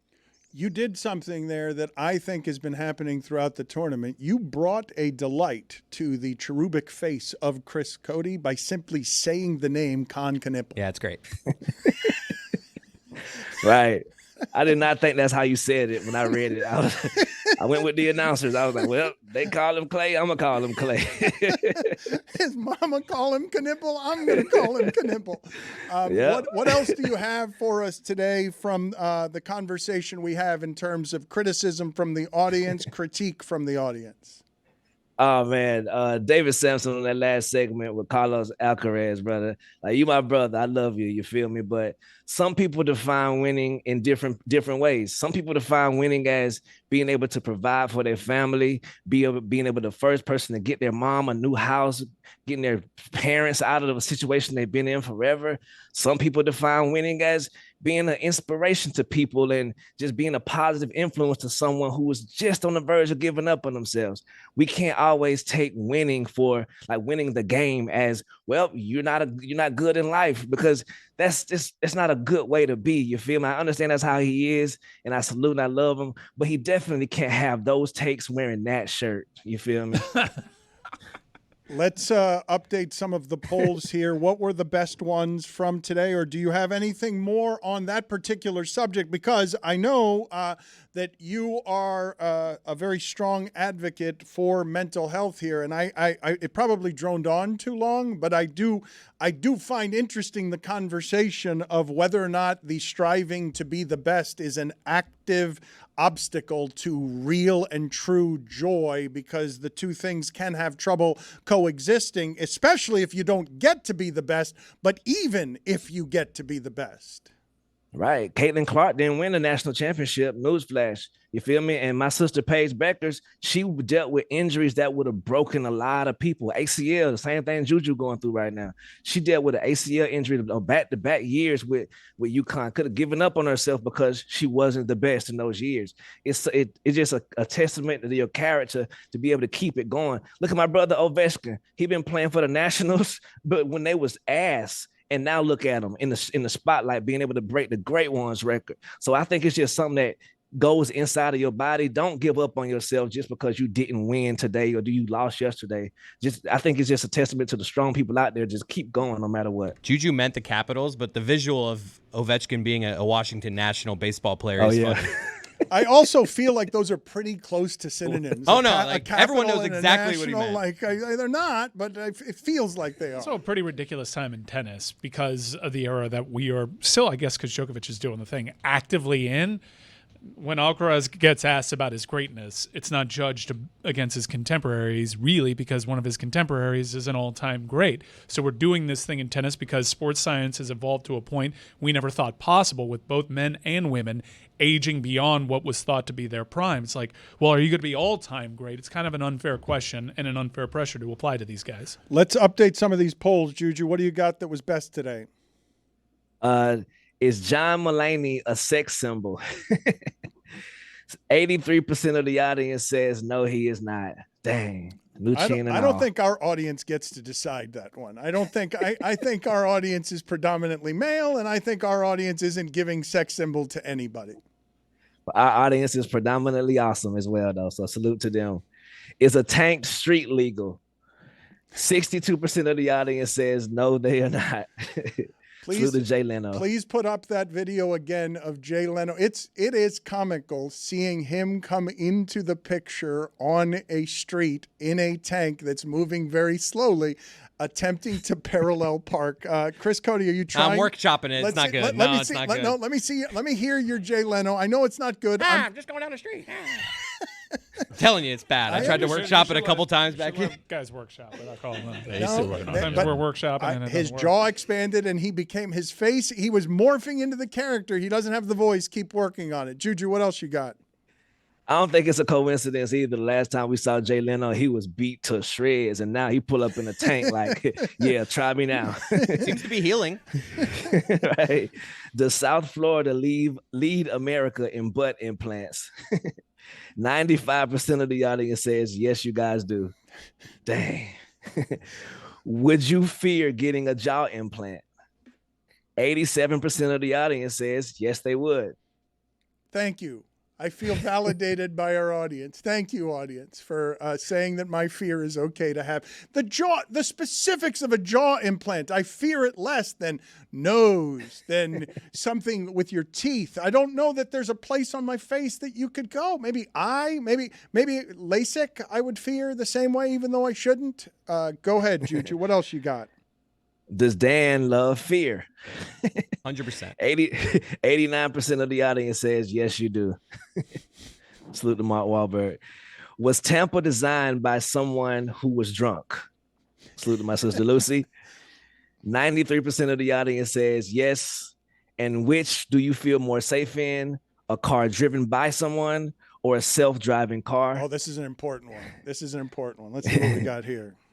81% of the audience says a car driven by someone they feel safer in.